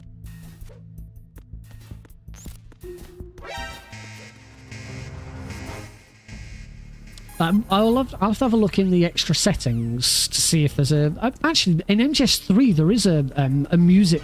No, in MGS3 there's a master volume setting. I don't think there's a music volume setting. Left side again. I'm not going to make the same... I'm not going to try the same thing. I'm just going to shoot, and as soon as she starts me back, shoot again. I've been with the unit since I was born. I grew up on the battlefield. Conflict and victory were my parents. The unit is my... Got her in the head. That nice. One more headshot should finish this fight.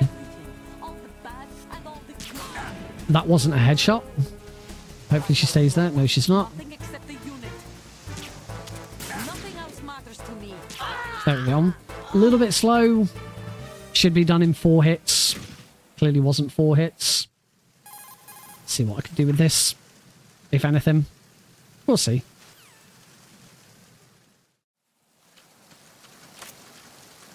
No drop. Anyway, where was I going? Oh yeah, I was talking about blindfolded. And yeah, if there's an option to mute the music, then it could be doable. The only other thing with this, unless there's a different thing that I could do with it, which there probably is with some fine tuning. The original PC version also has access to B-Man's wonderful suite of overlay turbo capabilities, which is really, really handy for blindfolded speedrunning, because one thing that it adds is a sound effect when you switch to and from turbo. I don't have that on this version. I'm using turbo exclusively with Steam input, which doesn't have sound effects and things like that. You probably could add them. There is quite a lot of options in Steam input, so maybe it could be done. But that's the main thing. Without those sound effects, it's very difficult to know whether you're in, you just have to remember whether you're in turbo or not. The only indicator I have, other than turbo working, is in Steam input you can change the light bar color of your controller. So right now turbo is switched off and it's green. When I have turbo switched on, it's red.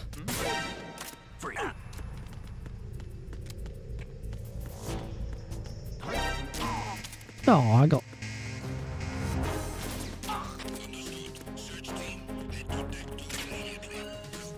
That's fine, I didn't lose any time for that. I didn't lose any time for that. Alright, so I'm not going to grab any more ammo.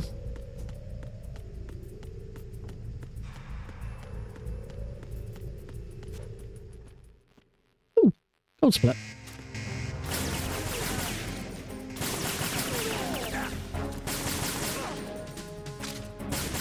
Oh!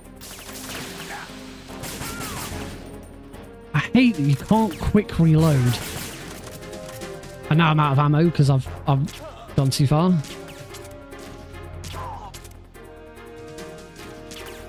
Oh. Oh. Awful. Just awful. Oh dear. Well, I'm so close to the finish. There's always good practice for the mag ladder, so we'll do it anyway. We initiated the development of Metal Gear Ray as a countermeasure to these pirated weapons forces. The only thing that can stand up to a Metal Gear is, of course, another Metal Gear. With Ray, the hundreds, if not thousands of good mag ladder. all over the world. That was good. At the moment, every industrialized nation on the globe knows the specifications for Metal Gear. Worse yet, so do a number of roads. Oh, I got clipped by that guard. Well, that's another run dead. Welcome to the tanker grind. Yeah, I think it's fair to say without B-Man's MGS2 tools, blindfolded speedrunning for this would be a lot more difficult, just because of the way Turbo works. Thanks, B-Man.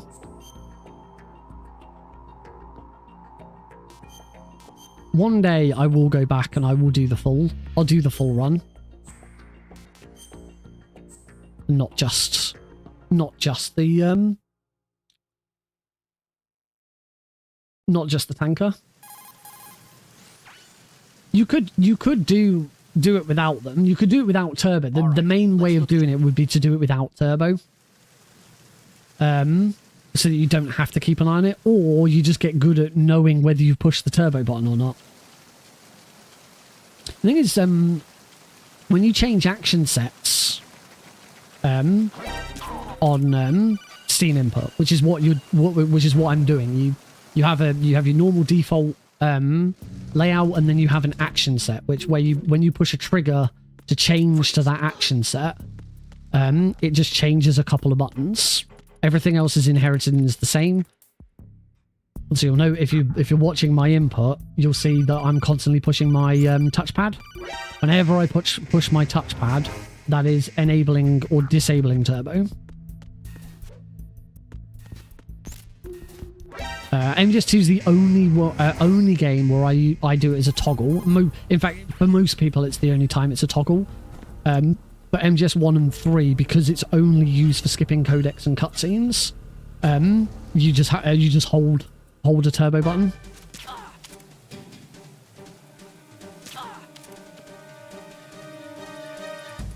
And there's different ways you can do it. You can have one button to hold that activates turbo on others, which is how I tend to do it, or you can just assign turbo to a button.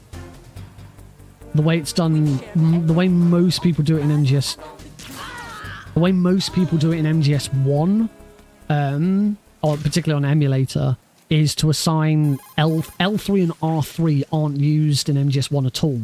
So rather than having a trigger that changes something to be turbo, you make it so that L3 and R3 are turbo square and X. Actually, I think it's turbo circle and X.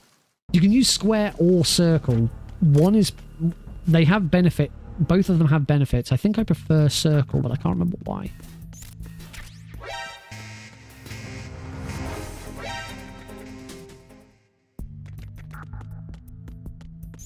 But for the Master Collection, I do the same.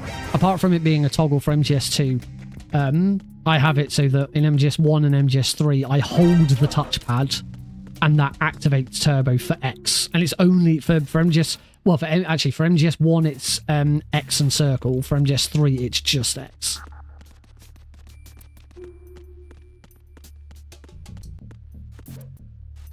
Down.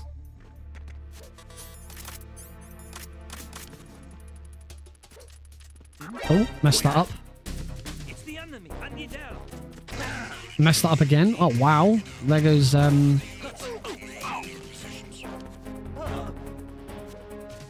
there we go. Third time's the charm.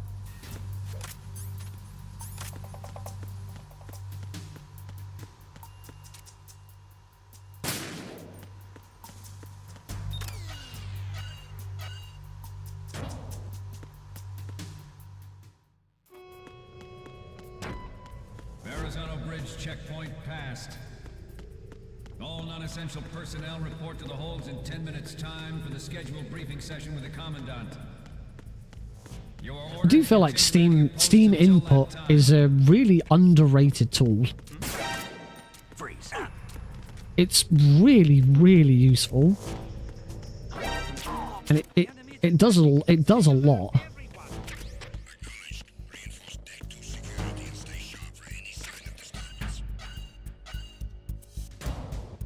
Very, very grateful for Steam Input. I just wish it had some functionality of doing stuff with multiple controllers, because then it'd be useful for Klonoa too.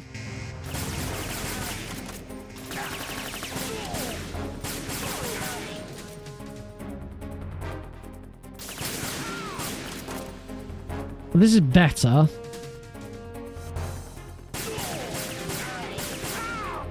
That was better. Certainly a better guard rush than I usually have. But still trying to get the first 3 guards all together without any of them getting away is Every industrialized nation on the globe knows the specifications for Metal Gear. Worse yet, so do a number of rogue states. I moved into the bloody projector screen. Snake. Welcome Snake. to the tanker grind. What time are we on? Don't have a huge amount of time to do many more of these. It would be nice to get one done. I think that would be a bit of an achievement if I could at least finish one of these tanker grinds.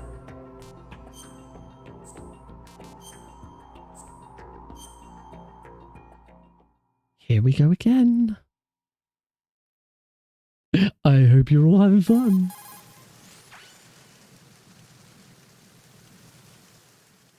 All right. Let's look at your gear.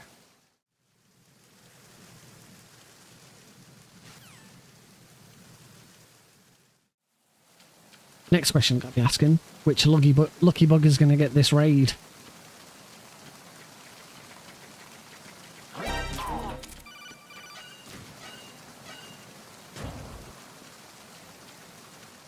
I feel like I should probably pass a raid along. Freeze. Yeah. A little bad if I did pass two really big raids onto someone else when we're done.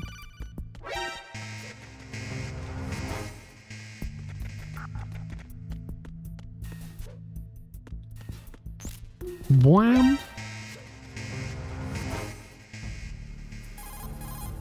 Wing.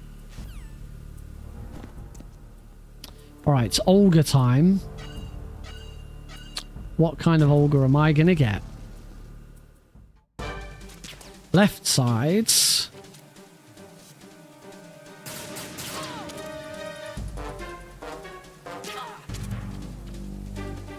Slightly slow because she's got further to run. I've been with the unit since I was born. I grew up on the battlefield. Conflict and victory were my parents. This headshot is the important one. Got it. So it should just be one headshot. Move forwards. It's when she goes backwards. But I got it, so. Nice. In the green. Haven't seen much of that during this tanker grind. Did not get the drop.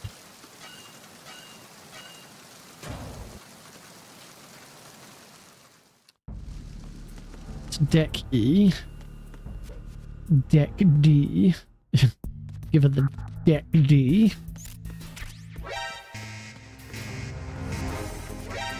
Boing. Boing.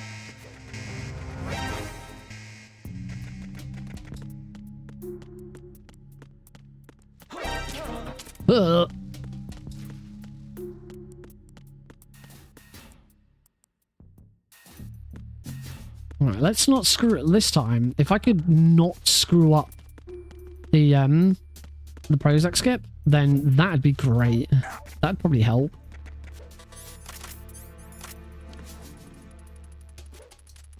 There we go. That's better. Much more like it.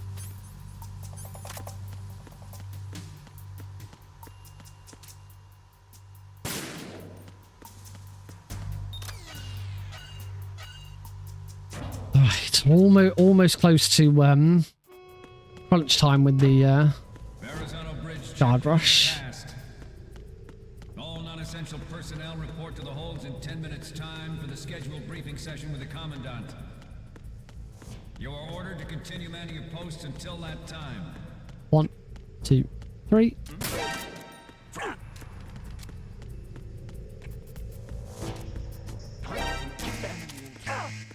Oh, that was interesting.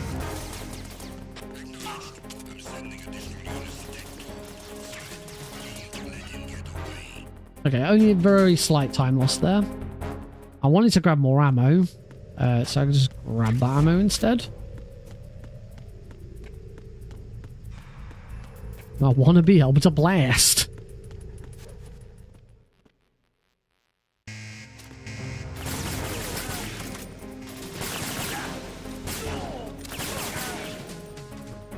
Again, I'm still having to wait for this guy.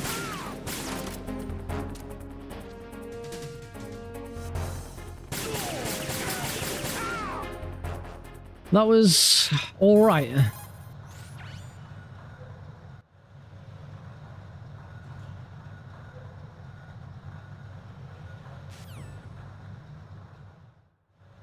At the moment, every industrialized nation on the globe knows the specifications for Metal Gear. Worse yet, so do a number of rogue states. They are all working on deploying their own Metal Gear Force to compete with the U.S. A little slow. strike capability. The world is Can't remember if my PB includes Maglan or not. We initiated development of Metal Gear Ray. We might actually finish one, folks. The only thing that can stand up to a Metal Gear is, of course, another Metal Gear. Roll over that. That great will alert the guards. With Ray, Nice, I even got the camera ready, so we immediately got the camera out. hundreds, if not thousands of Metal Gears that exist all over the world are no longer a threat. The blind rush to nuclear proliferation will be contained, and it will That be should be it. If that's all 4 photos. But was that final hold section faster? Doesn't look like it. Nope. We, the Marines, Still behind. 3.7 seconds behind my best. Ugh. It's not good enough. It's just not good enough. Damn it. Do one more. One more attempt.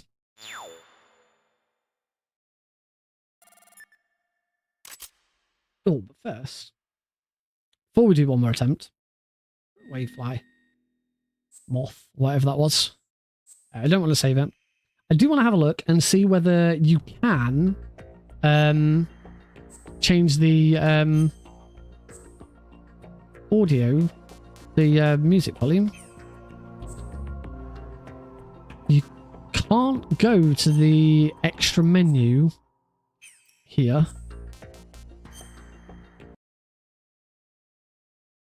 I'll just close the game down instead. I do have a mod for MGS2, where it bypasses the, you know, if you've got the Master Collection, you'll know you sort of go into a game selector for each game, and you and there's extra options and stuff in there. I have a mod that bypasses it all, and just loads the one version that you pick, which is really handy. Highly recommend it.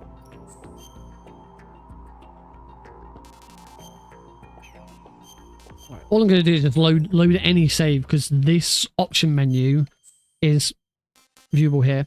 No, you can only change the game volume. You can't differentiate between the music volume and the sound effect. So no, if blindfolded speedrunning, this will always be easier and better on the original PC version. Which is a shame, because it would be nice to run it on this, but it's just, there's no comparison. It will be so much easier, much better experience. All right, one more try at this, and then we are going to call it a night. What a night it has been. Very, very appreciative of the two massive massive raids that as a small streamer, I don't tend to get viewer counts this high very often. So it is very much appreciated. Live split is being funky again, so we need to reset it. I do think it's something with the auto splitter.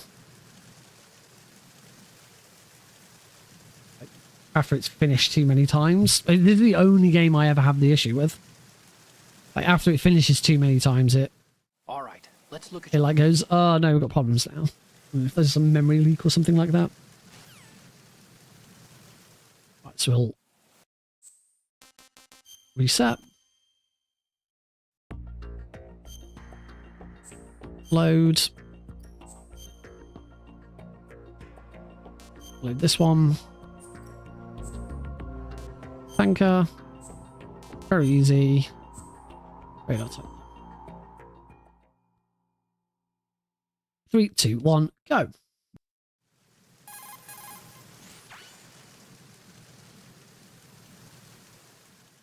All right, let's look at Let's look at your Metal Gear. God.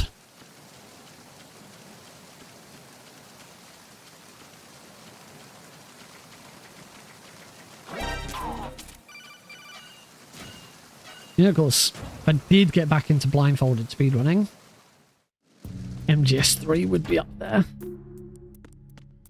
freeze. I don't know how MGS2 would be rough. Like, I'm just trying to blindfold, try and do the Shago Hard blindfolded. That'd be horrible.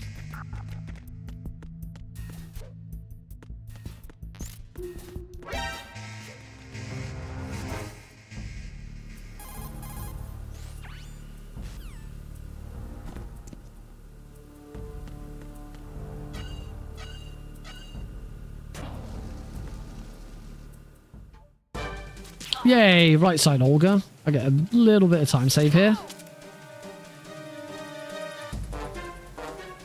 I've been with the unit since I was born. Bum, bum, bum. I grew up on the battlefield. Bum, bum, bum. Conflict and victory were my parents. Right, so shoot in the head. The unit is my life. No. Okay, that was okay. If she stays here, We've shared sometimes when she does that, she stays. Oh, and she's gone down. nothing except the unit. Oh, Nothing else matters to me. terrible Olga fight.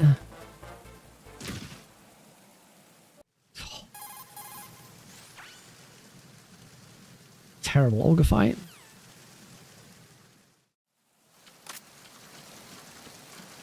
Nope, no drop.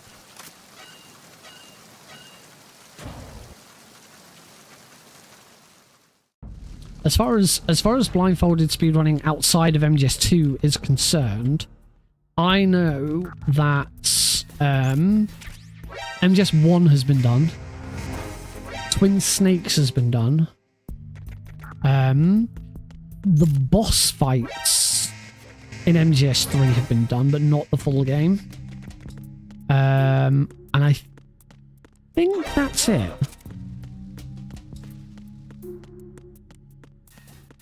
I don't think there's been anything else Metal Gear blindfolded.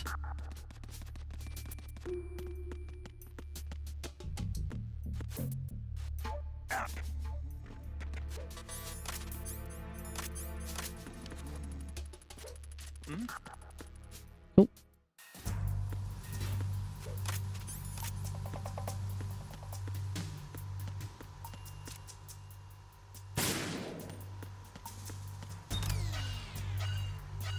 Right, into the holds. Sorry, not into the holds, into deck 2. Holds is next. Bridge checkpoint passed. All non-essential personnel report to the holds in 10 minutes time for the scheduled briefing session with the Commandant. You are ordered to continue manning your posts until that time. 1, 2, 3. Yeah, I can't remember what it looks like.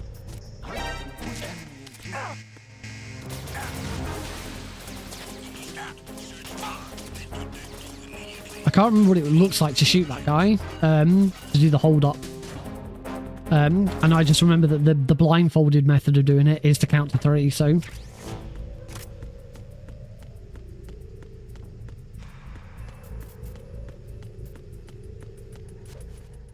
Oh, look at that.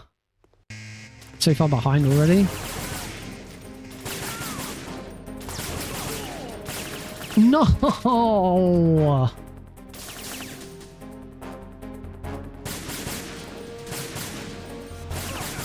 Well, this is it. This is dead. Well,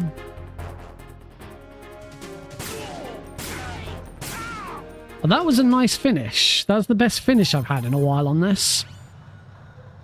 Right, we might as well practice. Might as well practice the mag skip, mag ladder. We initiated development of Metal Gear Ray as a countermeasure to these pirated weapons forces. The only thing that can stand up to a Metal Gear is, of course, another Metal Gear. Oh, we're done. That's it, folks. It's over for today. Thank you all for joining in. Oh dear. Well, that is it. Actually, going to be it for today's stream. Thank you all very much for joining in. I hope you've had fun. A huge thank you, of course, has to go to Jaguar King and Punchy for their 2 massive raids. As I said before, I'm a relatively small streamer. I'm pretty pleased if I can hit double digits most streams. So to suddenly have 600 people pile in is pretty impressive. So huge thank you to both of them. I will make sure that I tag them both on Twitter. We need to have a look at who we're going to raid. We've got a decent number of viewers watching right now, so we should definitely look to share that love. So I'm going to check who I'm following. My Stream Deck plugin for this doesn't always work very well. Oh, that'd be cool. Old friend of mine, Sorreless Joe, is running. He's not a speedrunner. He's just a guy I went to uni with. I haven't spoken to him for ages. Hopefully I'm going to be seeing him next year at a wedding.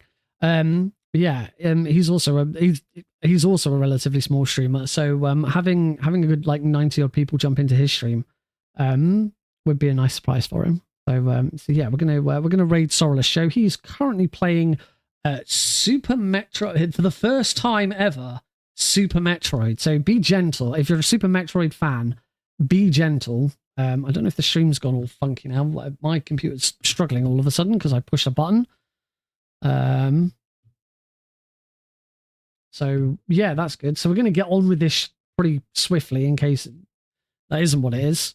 So yeah, thank you all very much for joining in. I hope you've had a wonderful time here. Thank you so much again to Punchy and Jaguar King for the raid. Huge thank you to all of the new followers. Thank you so much for following. Check me out on Twitter, YouTube, search Nick RP Green wherever you go to search for stuff. And you will find me. So yeah. Thanks all very much for joining in. Have a great couple of days. I'll be back on Thursday, 8 p.m.